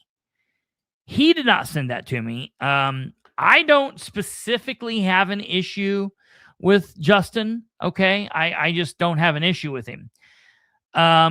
We have been involved in some, some squabbles in the past, and it's pretty safe to say that Justin Peters probably doesn't like me. So I want to be clear. We are not friends. We are not fans of each other. I don't have a problem with him, but I'm not specifically a fan of his. I think he's probably not a fan of mine. I'm being absolutely truthful when I say that he did not send that to me. He would not send that to me. He probably wouldn't communicate. That's just the way that it is, okay? So after I got all of that, after I heard from the patrolman, heard from the fireman, heard from EMS, I heard from all of these sources, after I get that, I make a post, and the post is breaking news. And specifically, it's not a post to like rile people up. It's a post to get into the heads of the elected officials, the counselors, the commissioners, the mayor, because I'm sending out emails and I have serious questions that need to be answered. I sent emails to Muncie. I sent emails to the county, and it was radio silence, probably because we, no pun intended, the radios were like intermittent and down. Okay. So that was what it was. Well, then at the special meeting on Thursday, the 13th, the same day, 911 Director Fred Cummins said this. First, I will also reiterate exactly what was just said. People are driving into floodwaters. We're taking multiple 911 calls for that for the last 24 plus hours. Also, the other thing that I would tell people is if you are asked to voluntarily evacuate, please do so it does not turn into an emergency. We have limited resources because of the volume of calls. So this is what he said right here. Sending them to rescue people from houses when it's virtually too late and you could have evacuated earlier, please evacuate now because everything is strained at the moment. As far as the radio system, contrary to what was spread on social media earlier, the radio system is not dead. It is still functioning. We did lose the Sampson Tower site. That is our primary tower site. However, we are on the Safety Indiana system. 800 megahertz is still operating. It is spotty. There are some coverage issues without the Sampson Tower. Motorola is currently on site with our radio technician as well as what used to be formerly known as IPSC, and they're trying to put a temporary solution into place. All right. So that's what he said last week. Now understand this. When I put out my initial press breaking news, my article, I mentioned the end of shift report, but I did not publicly display it because I was not going to do that at that moment. I tend to hold things back. I release information, but I don't put the receipts out because I'm not a journalist. Okay, this is an opinion piece. I'm an opinion commentator. I'm a political commentator. I'm not a journalist, okay? If you don't want to believe something or they're trying to make me sound like a liar, matter of fact, have at it. Do it. That's even better because it proves a bigger problem in the end. Well, so he goes on and says that, and I'm like, oh my God, they're like literally saying that's, contrary to what was spread on social media. They didn't say what was put out. They said spread. You know what else you spread? Manure bullshit. You know what I mean? Oh yeah, they will never mention me. It's the same reason that the Star Press doesn't mention me. It's the same, they're not, they don't want to give credence to the monster with a microphone. You know what I mean? It is what it is. We know who they're talking about. Or maybe I'm insane and I'm just talking to myself in my closet. I don't know. That being said, after that, and what Kate says, you hold stuff back to shove in their faces later. No, it's not even that. That sounds like mean. No, I'm hopeful that they're going to be honest and truthful. I'm hopeful that they're going to be honest and truthful. But then things always take a weird turn. And it's always, no, he's not right. This is a lie. Something's wrong. Da da da da da. Okay. So at that point, I then send out my second round of emails to Mayor Ridenauer and co. in Muncie, and I sent out my second round of emails to the county. This time, when I send that out, I say, now I want you guys to be, truthful here. I know that might be hard to do, but I want you guys to tell me where I was wrong. I'll correct the record. Just tell me what I was wrong about and tell me what really is happening. Oh, by the way, I got my information, as I stated in my article, from talking to rank and file and high-ranking MPD officers, firemen, and EMS personnel. But they might not want to buy that or believe that. Maybe they think I'm talking to myself or something. But I also sent the end of shift report. Okay. Oh, kick ass. Well, maybe I'll have to come see you, brother, because I need a haircut, as you can see. I love it. That would be great. Oh, well, he doesn't really do women's hair anymore. That's cool. I'll have to come over and check your shop out then and see what goes down. I do need a haircut, like weeks ago. Anyways, that being said, so I sent the email out and I provided the end of shift report, which you guys have seen, and then I made it public. At that time, I don't get a response from elected officials. The mayor or any of his people still not responded. The commissioners still haven't responded. The 911 director still not responded, other than what he said in the meeting. But their attorney responds to me and says, we're looking at your email and we will respond when we have something appropriate. Okay. Well, I then respond back to her and say, hey, I'm kind of disappointed that that's where this is going, yada, yada, yada. Then the next day, Commissioner Stephen Brand responds to me. This was on Saturday. And, he tells me basically, as we talked last night, he's not going to, confirm or refute what Justin Peters said. And he's heard this and this and this. And, they've got to take time to get, I'm paraphrasing here, but they basically got to take time to get their story straight and to provide me the information that they want out. That's maybe not what he said, but that's what I took from it. Okay. I've dealt with enough elected officials that's what I took from it. Okay. Then today, I tune in to the commissioners meeting at the very time, like literally it was crazy. I tuned in to the commissioners meeting at the exact time to hear the following. Okay. And this, see, I want to start it right where it starts. Okay, right here. Okay. So we tune in right here.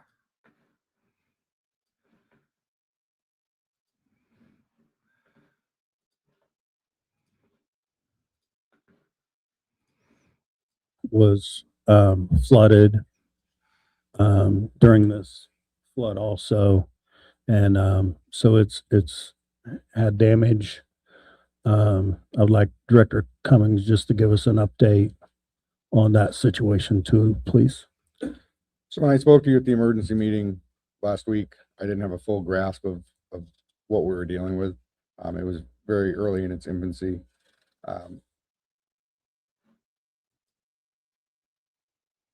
What? Like literally, I heard that and I was like, wait a minute. I'm like trying to rewind it. I'm trying to pull over and get stopped. I was on the road. I'm trying to like pull over so I can safely work my phone because I'm like, wait a minute. Did he literally just say I didn't have a full grasp on what was going on? The meeting occurred at 2 p.m. Thursday. Now, please understand, I have said from the get-go on this, even when I felt like he was kind of calling me a liar, I do not have a problem with Fred Cummings. I'm sure he does not like me. I'm sure I am, an enemy, persona non grata. I'm sure I'm not a good guy in his eyes. I like Fred. I don't have a problem with Fred. And I appreciate most of what he says in this meeting. But I'm going to just right here do a little bit of gnawing on him. I take issue with the fact that he says during a meeting at 2 p.m. on August 13th, 2026, last Thursday, that he did not have a full grasp on what was going on. Because by 2 p.m., he had been working on this since, for 10 hours, at least 10 hours. So if I have an 85% grasp on what's going on by 5 o'clock in the morning, then he should have. Again of what exactly his job is, please. He is just so we can fully be aware and everyone can know, he is right here, as you can see it on this screen, he is the 911 director, the Delaware County, City of Muncie, Delaware County 911 Emergency Communications Center E911 director. That's who he is. He's also a reserve. 12 hours into a flooded, radio out situation, doesn't know the situation. Doesn't have a full grasp. That's completely believable, right? No, I didn't believe it. I didn't believe what he was saying last Thursday. And I don't believe what he's saying now. What I believe is, and I wish they would just say this. I wish they would I wish that none of this had to have happened. I wish they would have been honest last week. Okay, I'm done being crappy. I'm done gloating. I'm done fighting. Whatever. It is what it is. This is where we are. I appreciate what he's saying now. I'll take it with what it is. Okay. So backing up situation. This is what he said last week, excuse me. This is what he said today. So when I spoke to you at the emergency meeting last week, I didn't have a full grasp of what we were dealing with. It was very early in its infancy. I provided you with a timeline via email. Also provided you with a report. He's provided them with a timeline via email. I requested that email today. He's also provided them with a report. I have requested that report as of today. About the Samson Tower itself and what it's going to take to fix it. We were notified early in the morning that by our radio technician that he had received alarms at the tower site, which was a power issue. He assumed it was underwater. He relayed to the dispatchers at that point. Now listen, they received a word from their radio technician early in the morning on Thursday. That's what he just said. Early in the morning on Thursday. We were going to lose the whole site. He thought they were going to lose the whole site. And that's what Bruce Dunn told to all of them, to the dispatchers. Maybe that's what caused the chaos a little bit. Maybe that's why Bruce Dunn shouldn't be there. For the record, I also requested what Bruce Dunn's actual role is with the county. Is he a full-time employee? Is he a part-time employee? Is he a contract employee? What's his rate? What's his schooling? Who is he? What is he? How is he? Why is he? And so I've requested all of that. Is what was relayed to responders in the field. That information is what was relayed to responders in the field. Not to mention the fact that their radios were shit and going down and things were broken. By our radio technician that he had received alarms at the tower site, which was a power issue. He assumed it was underwater. He relayed to the dispatchers at that point that we were going to lose the whole site. That is what was relayed to responders in the field by people that don't fully understand how the radio system works. We did lose VHF capability. Who's he talking about there that doesn't fully understand how the radio system works? Listen, as a former police officer, as someone who does all of this stuff, and I don't understand specifically how the radio system operates. I have had to reach out to actual radio technicians, not Bruce Dunn, but other radio technicians, and have been getting an understanding of this. I was hoping to give you guys a fully in-depth conversation of that tonight. I'm probably going to wait for one more day to tell you that, because I need to talk to them one more time and take some good notes. But I find it shocking that Bruce Dunn would have contacted him and his other dispatchers, and then those dispatchers and he would have contacted the police, fire, EMS, and that he's saying that someone in that circle, in that line of communication, didn't fully understand how this shit worked. What? That is what was relayed to responders in the field by people that don't fully understand how the radio system works. We did lose VHF capability, which is for paging and joining fire departments. That's still not completely operational. It's about 90%. They're waiting for an antenna to. They did lose VHF frequency, which is what fire and EMS works off of. Let's come back to this.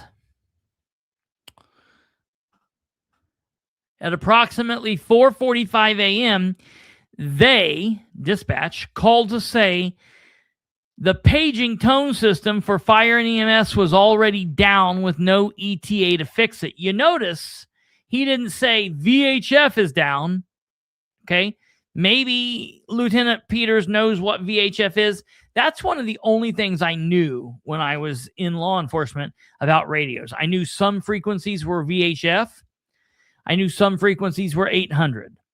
I knew the 800 frequencies were not very good, meaning if you could not, if you were down in a basement somewhere, if you were in if you were inside like MagnaCorp or something like that, you weren't getting out on 800. But VHF is a good frequency. Now, Kate keeps asking if anyone went and put their eyes on it. Yeah, they went and put their eyes on it. They were there really early. So they were there. And very early on, it was underwater and flooded. It's not the tower that was flooded.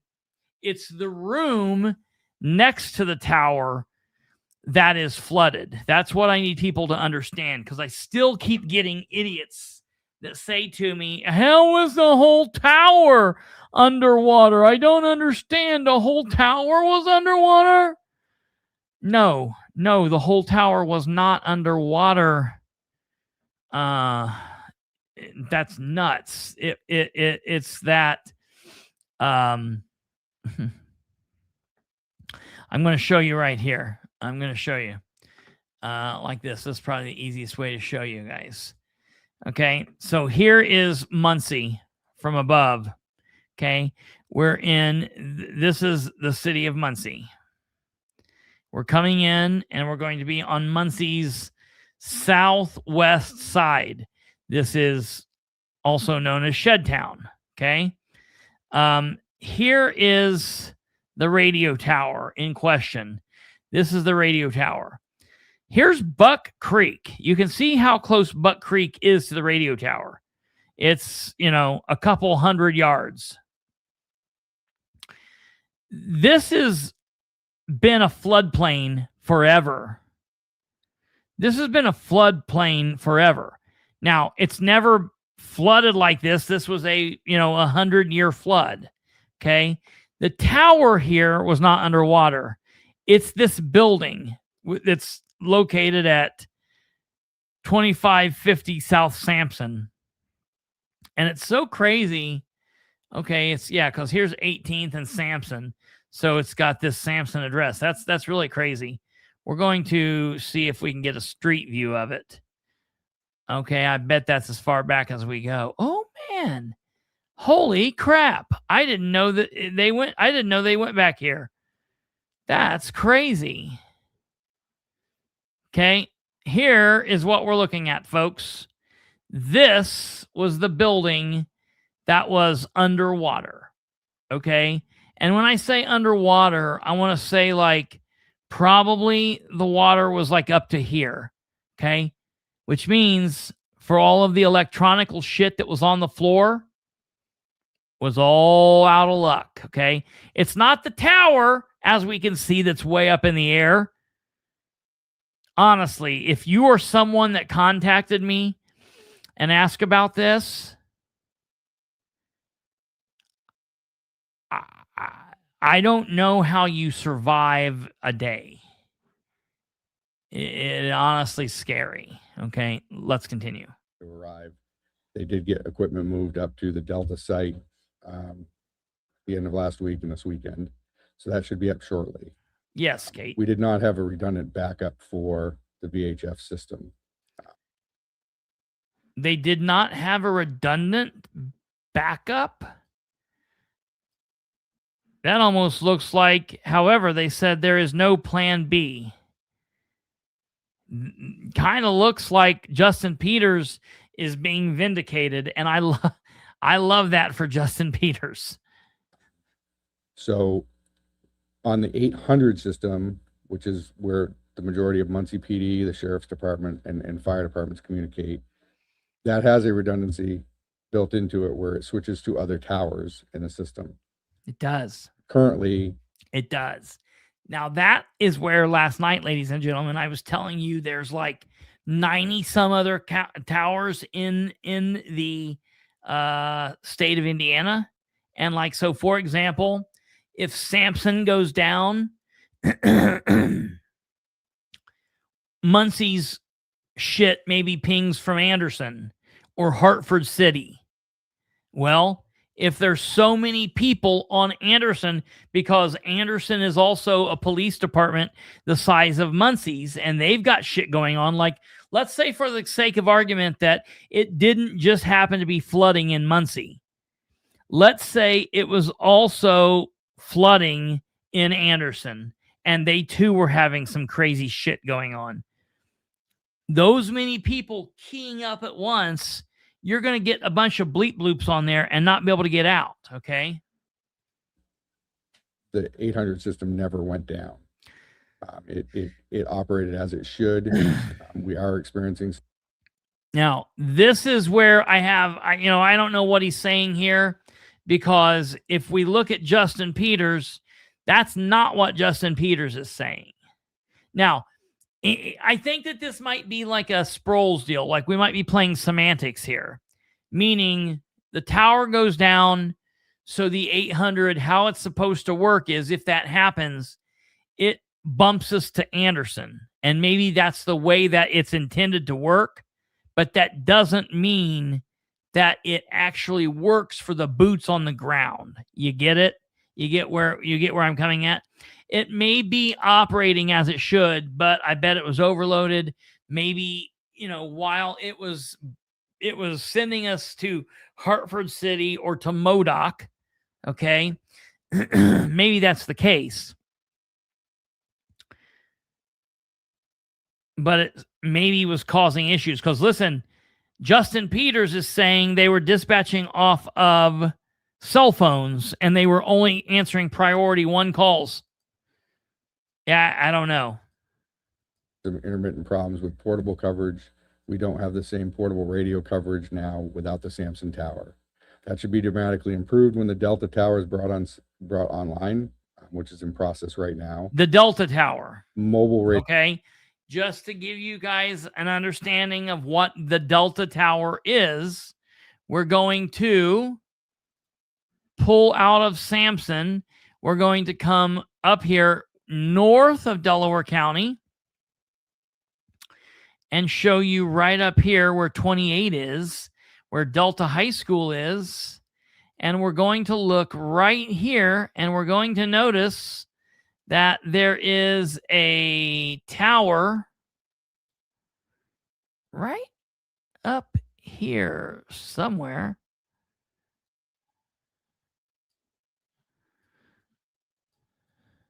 Oh, right here we are. Right here is the tower. Right here is the tower, okay? Now, that tower's been there for a very long time. The problem is it's not online, and it's not as tall. As you can see, it's nowhere nearly as tall as the Samson, okay? And for whatever reason, even though it's there, it hasn't been online. It's not been online as a tower for whatever reason. It's not had VHF or whatever tied to it. So that's where we are. I don't know why, but that's what the situation is. Video coverage is fairly good throughout the county. Moving forward, after a meeting with Motorola last week, with Commissioner Henry and Motorola, the plan moving forward is to install the equipment at the Delta site for VHF. And when the Samson Tower is brought back online, we will have a redundant backup in Delta for VHF. One of the things over the course of the last several years is it was always thought that VHF was going to go out. So it wasn't replaced as equipment aged out. And so moving forward, I think you're going to see a renewed push to move forward and keep VHF. Currently, the status of the Samson Tower site, the building and the equipment is mostly destroyed. They were able to salvage a few pieces of Interesting. equipment. Mostly destroyed. Moving forward, Motorola is working on a proposal right now. Commissioner Henry is part of the meeting to build an elevated structure up there for the components. The preliminary cost estimate is about $2.5 million. 2.5 million. Level and fix that site. The state is also involved. The state owns equipment that was in the Samson site. They will be installing equipment in the Delta site as well. That will eventually probably be added to the safety network. It's another antenna, so that we can have that redundancy. We will be working with the state to identify what equipment is actually theirs and what is ours. I can tell you that we invested last year in 2 new repeaters, which is basically paths into the tower. We owned those. Those were destroyed. We will have to replace those as well. When the Delta Tower comes back on site in the interim, it will only have 5 talk paths, which is what the state provides for repeaters. It will not have the 2 that we invested in last year until we can get those up and running again. Obviously, that's a cost, and that's so you're going to continue to see for public safety agencies. You will continue to hear what we call the 2 repeaters are not included in that $2.5 million price tag. I don't think so. No. Holy shit. Yeah.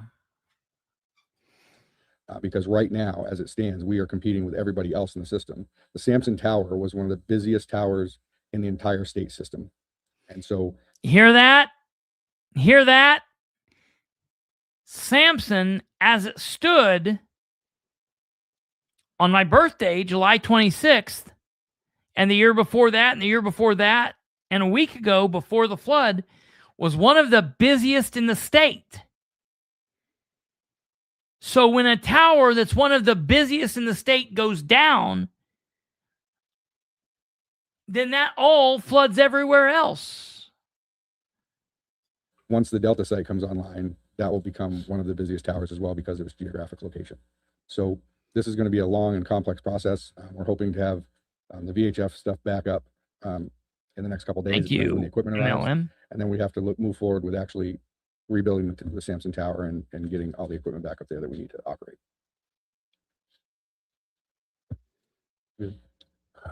Just to be clear, so I think there was some confusion about it going clear down. The 800. And you know what? I'll be honest. It didn't look like Fred enjoyed saying any of that. It looked like he really had to choke those words out. And I wish it wasn't like that. I wish it wasn't that way. I wish he could have been able to say what he just said with more ease. But however, I appreciate what he said. I don't have any anger or ill will towards Fred. I appreciate that he cleared the record. I am exactly pissed at whatever the hell it is that Shannon Henry is doing right here. And I like the fact that Shannon is doing whatever it is that he's doing, trying to cover his ass, trying to cover Fred's ass. And Fred comes back and says, basically, like, no, listen. System. I was trying to think back, and Mike, you was around too, when all that 800 first started. I think it may have went down a time or two when it was new, but it hasn't really went down since then, since the state got all their equipment up and running it. And we've had problems like this where the towers went down and it's went to the state system. And is communication the best it can be? No, but you can still communicate. Is there some problems with portables? Yeah, there's some problems with portables, especially if you get in a basement or get in a building that's all steel. Sometimes you have trouble getting out with the portable, but the Sampson Tower always took care of all that stuff. Yeah, so I misspoke at the emergency meeting. Like I said, I didn't have a full understanding. Understand that the everyday dispatch staff don't have a full understanding. I appreciate what he just said there. Look, I appreciate what he just said there. Listen. Especially if you get in a basement or get in a building that's all steel. Sometimes you have trouble getting out with the portable, but the Sampson Tower always took care of all. Listen, he says, and I don't like what Henry was just saying here. I don't like it that Fred was doing his thing and Fred was being honest, and then Henry immediately goes into cover your ass mode. But then listen to what Fred says here. Bingo, bango, right here. He said, Fred says it clear as day. That stuff. Yeah, so I misspoke at the emergency meeting. I misspoke at the emergency meeting. Like I said, I didn't have a full understanding. Understand that the everyday dispatch staff don't have a full understanding of how the radio system works. And so when I was hearing that the system went down and all that stuff, that's false. I don't blame the people that thought that, because that's what they were told by the dispatchers, because that was what was relayed to them, was that this tower site was going down, they're going to lose everything. That's not true. There is a redundant backup system. Our Sampson Tower was part of the state system. The state had repeaters there, and it's used by people throughout the state, depending on where they're traveling through. We didn't lose the functionality, or we didn't lose the ability to transmit on 800, because it's a repeated system through all the towers in the area. Hartford City, I know there's one in Anderson. Yes, but 800 doesn't reach like VHF does. 800 doesn't do the same thing. The problem that you run into is when you take out our main tower, it affects portable radio coverage. Yeah, right. Portable radios are 5 watts. They have to be able to hit a tower in order to transmit on that repeated system. Depending on where you are, you can stand downtown in the city and you may not be able to transmit on a portable. Transmit on a mobile because they're more powerful and they receive better. Right? We're going to continue to have portable coverage. So basically, if you're at a domestic in the next couple of weeks and shit hits the fan, you start getting shot at, you better be able to get back to your mobile. You better be able to get back to the car and don't be on your mobile. You know what I mean? I'm not being snarky with Fred. I appreciate what Fred is doing. For the foreseeable future, you should still be able to communicate. We never lost the ability to communicate with fire departments. One of the things I explained to people, we have a system called Active 911 notifications. It's a notification system that relays the call to people's cell phones out on the road. Okay, we never lost connectivity with our MDTs or our iPads or anything like that. What we lost the ability to do was actually tone and set up pagers and stuff like that. The majority of the fire departments in the county including Muncie, do not operate on a pager system anymore where you wear a pager on your hip. They have no, but they've got the tone pagers in the station, and if the shit's not working, it's not working. Pagers in the stations that alert them to a call, all right? But they weren't getting those. However, as long as... Listen, so what? Firemen don't have pagers, personal pagers anymore. They have the tones in the stations now. That's how they get calls, but they weren't getting those. Out of his mouth, he's saying everything was fine. Yeah. We never lost comms. And then the next sentence out of his mouth is, but those systems weren't working. I want to know, are other people other than Kate and I hearing him? Like literally, that's what he was doing last week too. It's goes on this crazy. lengthy explanation of why everything is fine, and then drops in one sentence that completely tears apart his argument. Yeah. He's talking out both sides of his mouth. Yeah, it's wild. And this is probably he's being biblical in this. Do not let your right hand know what your left hand is doing. Yes. This is one of the best examples right here. The state had repeaters there, and it's used by people throughout the state, depending on where they're traveling through. We didn't lose the functionality, or we didn't lose the ability to transmit on 800 because it's a repeated system through all the towers in the area. Hartford City, I know it's going to Anderson. The problem that you run into is when you take out our main tower, it affects portable radio coverage because portable radios are 5 watts. They have to be able to hit a tower in order to transmit on that repeated system. Depending on where you are, you can stand downtown in the city and you may not be able to transmit on a portable. You transmit on a mobile because they're more powerful and they receive better. Right? We're going to continue to have portable coverage issues for the foreseeable future. You should still be able to communicate. We never lost the ability to communicate with fire departments. One of the things I explain to people, we have a system called active. We never lost the ability to communicate with fire departments. We have active 911. Okay. And as long as you're on your phone or in your car, you're MDT, you're okay with that. 911 notifications. It's a notification system that relays the call to people's cell phones out on the road. Okay. We never lost connectivity with our MDTs or our iPads or anything like that. What we lost the ability to do was actually tone and set up pagers and stuff like that. The majority of the fire departments in the county, including Muncie, do not operate on a pager system anymore where you wear a pager on your hip. They have pagers in the stations that alert them to a call, all right? But they weren't getting those. However, not if they're asleep, though, Sergeant GN. If they're asleep, active 911 doesn't really work. As long as their radio system's up and our radio system's up, they can still hear us. They just have to monitor us all the time. They're still going to have issues with portable coverage. They know that. It's a problem that we don't have any control over. The only control that we have, talking to Commissioner Henry, when this is all said and done, we will probably put the Delta Tower into the state repeated site, so that would be good. I'm still alive in 100 years, and we have another flood. It will have redundancy. And that I don't like that attitude. Okay, we had a flood last week, so we're not going to have a bad flood for 100 more years. I get that this was a historic flood. What happens if we have a tornado next year? What happens if we have an asteroid strike? What happens if the zombies get us?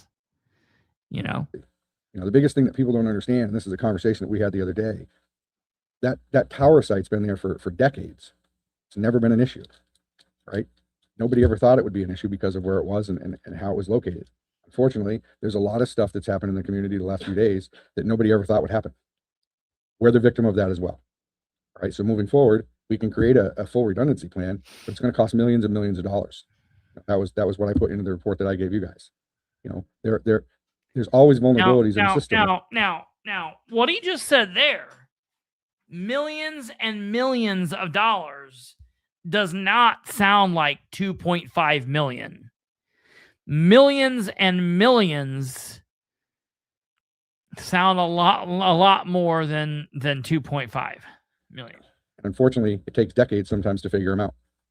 And that's what happened here. So like I said, I misspoke at the emergency meeting. Those responders were actually told that the system was going down of no fault of their own. That's what was relayed to their people. And I had a hard time with that because in my mind, the way my mind works and the way the radio system works, I knew that not to be true. But they had limited information. They don't fully understand how the radio system works. So there was some miscommunication that went on. right? Moving forward, we will work very hard so that doesn't happen. But radio systems in general are not something that the everyday dispatcher needs to understand how it works. So we had that meeting with Motorola and Motorola's engineers and everybody on Friday, right? Thursday or Friday. Thursday or Friday at 1. I think it was Friday. It was Thursday. Was it Thursday? It was Thursday. Okay. Anyhow, so we had that meeting. No, it was Friday. We had that meeting, and at that point, wait a minute. If they had a meeting at 1 o'clock, and then they had the special meeting at 2 o'clock,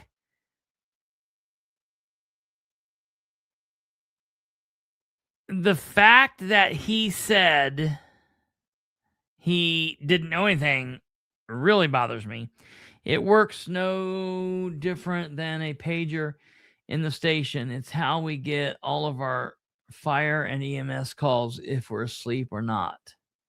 Okay. All right. That's fair. That's fair.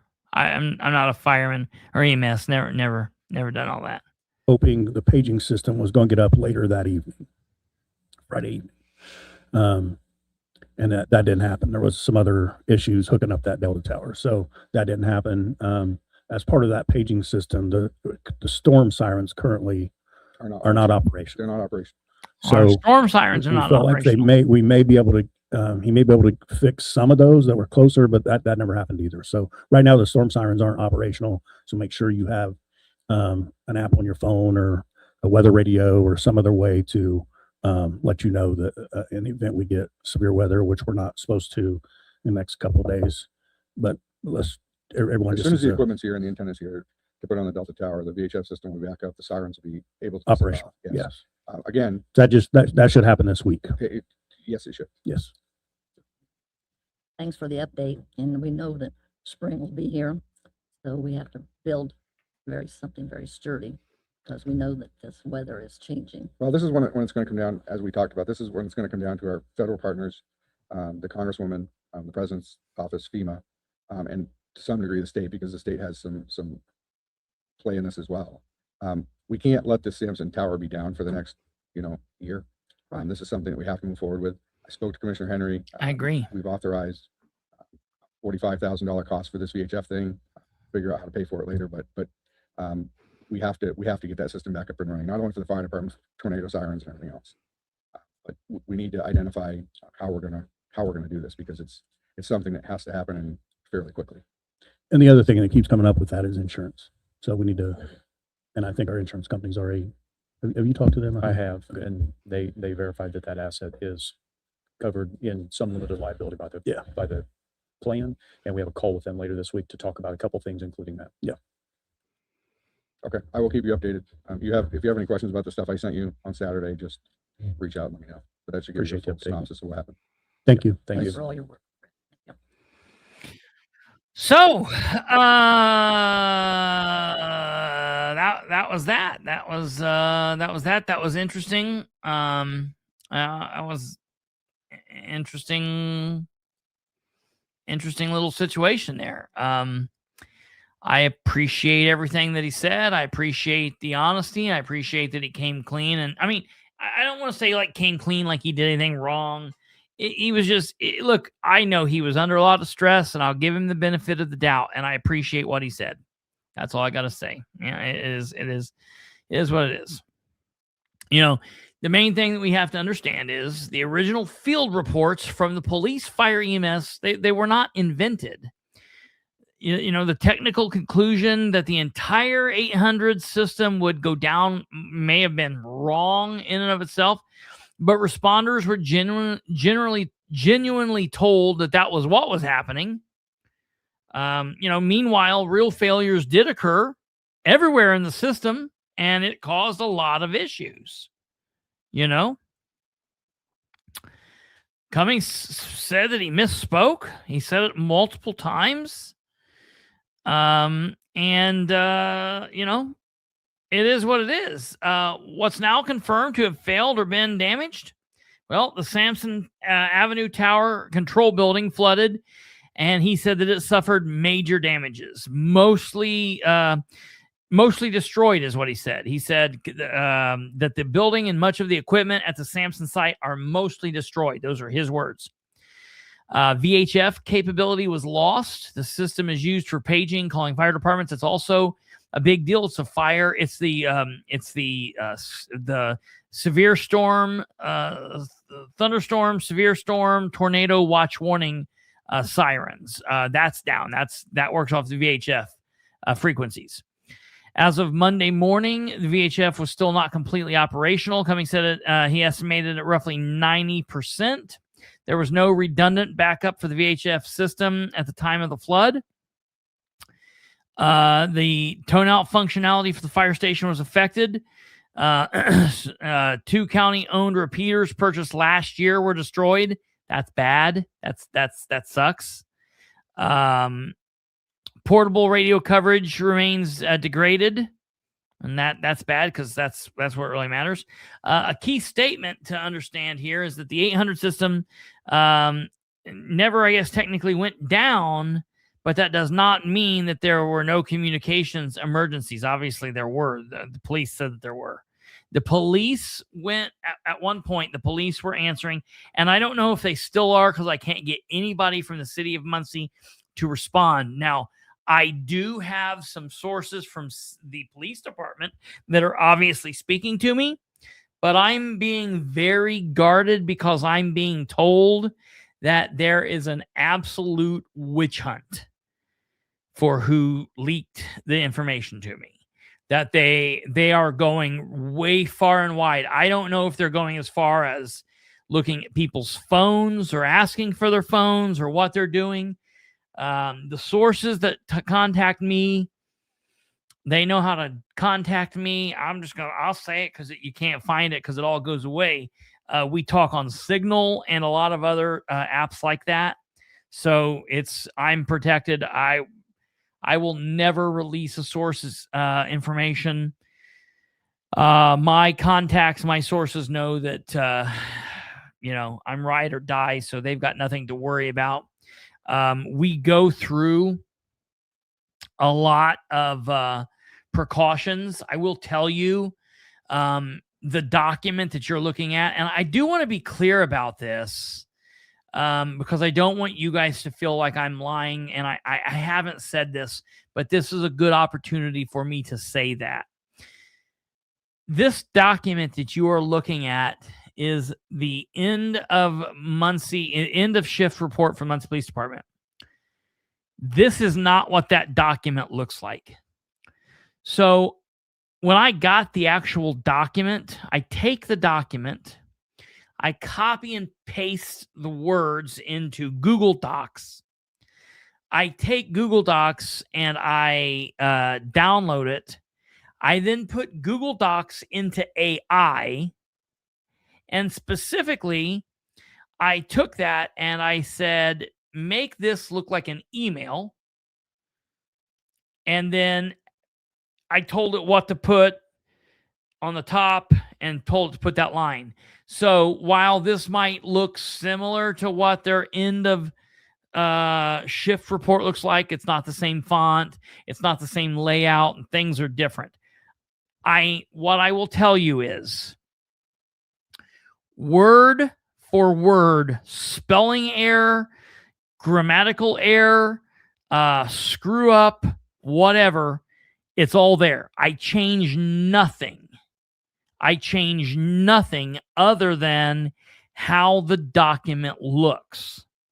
And the reason I do that is, number one, to not put out any kind of MPD proprietary information, or I'm paranoid. Maybe they give this out to 6 people 6 different ways, and they find out, ooh, Bilbrey got this from so-and-so because this is the one they shared. So I always change things like that. I never, ever, ever, ever change the actual document. Word for word what it is. Nothing's ever changed. It's just the look. I make it, the context is there. Just the outside is different, so I want to be clear about that. Okay. Oh yeah. I do everything I can to protect people. I do every possible thing that I can. Just in wrapping up, I want to be clear. There are definitely still some questions in place,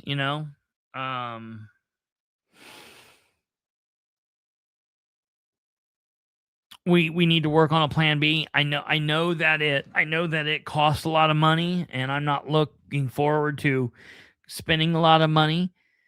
I know that what we have to spend on more important than like giving some secretary in a judge's office, an $80,000 a year raise or some bullshit. We need to get back to the basics on what we need to spend stuff on, and we need to be realistic, and we need to learn to spend within our means and live within our means. Okay. So that's what that is. Okay.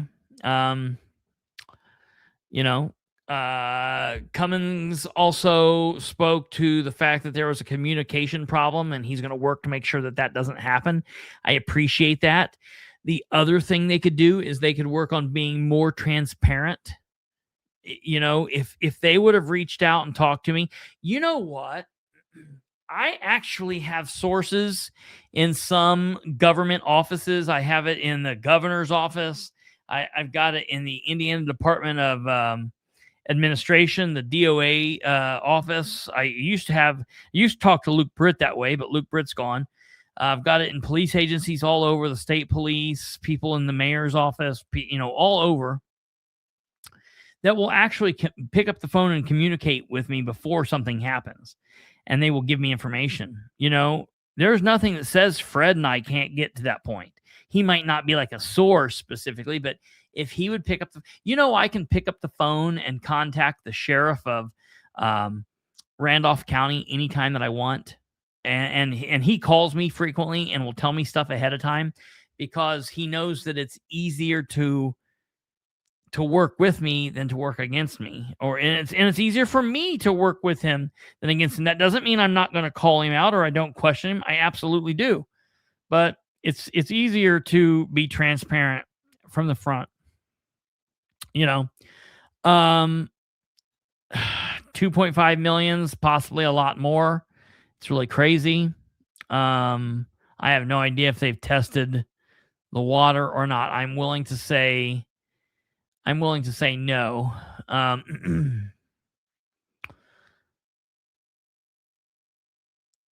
Just a couple of the last thoughts. The network staying technically online and the police department operating normally are not the same thing. Ask Dan to drink another glass of water. That's funny. This is the last thing I want to say. What we have: first-hand reports from Muncie Police, Fire, EMS personnel describing the problems. Justin Peters' end-of-shift report. Commissioner Stephen Brand's written response stating the backup failover processes worked. Fred Cummins' clarification acknowledging that he misspoke at the earlier emergency meeting. Cummins' confirmation that responders were told systems were going down and they were not at fault for believing it. Confirmation that the VHF failed and has no redundant backup. Confirmation that portable radio coverage has degraded. Confirmation that the Sampson site is much of its equipment are mostly destroyed. Confirmation that the storm sirens are not operational as of today. Preliminary rebuild estimate at about 2.5 million, possibly more, because he said millions and millions. What we still do not have: a complete written after-action timeline covering each system failure or restoration point. A definitive answer on the priority one only response questions. A final restoration date for the VHF paging storm sirens. A final engineering plan for the construction timeline for Sampson. A final cost estimate for the county and for the city. A detailed breakdown of insurance, state, federal, county, and any city financial responsibility. A complete explanation of how emergency messaging of dispatchers and responders will be improved so technical failures are communicated accurately in real time. The questions to keep asking: when will this be up and running 100% VHF? When will storm sirens be operational again? We're getting ready to come into the fall. It needs to be happening soon. When will the Delta site be fully online, and what's the capacity? What capacity will it have? How long are portable radio coverage problems expected to continue? What locations are most vulnerable to portable dead spots while Samson is offline? Was MPD ever operating on priority 1 only? What's the formal MPD definition of priority 1 only, if that's changed since when I was a police officer? What's the final Samson rebuild design timeline? What's the final cost and who will pay it? How does that break down? What new redundancy will exist after the rebuild? What changes will be made to the emergency communications protocols so dispatchers and field personnel receive accurate technical guidance during failure, infrastructure failures, and future problems? Okay. Where the hell's the city of Muncie? Why is Dan Ridenauer and his mindless communications director not answered a question? The chief of police, what the hell's going on?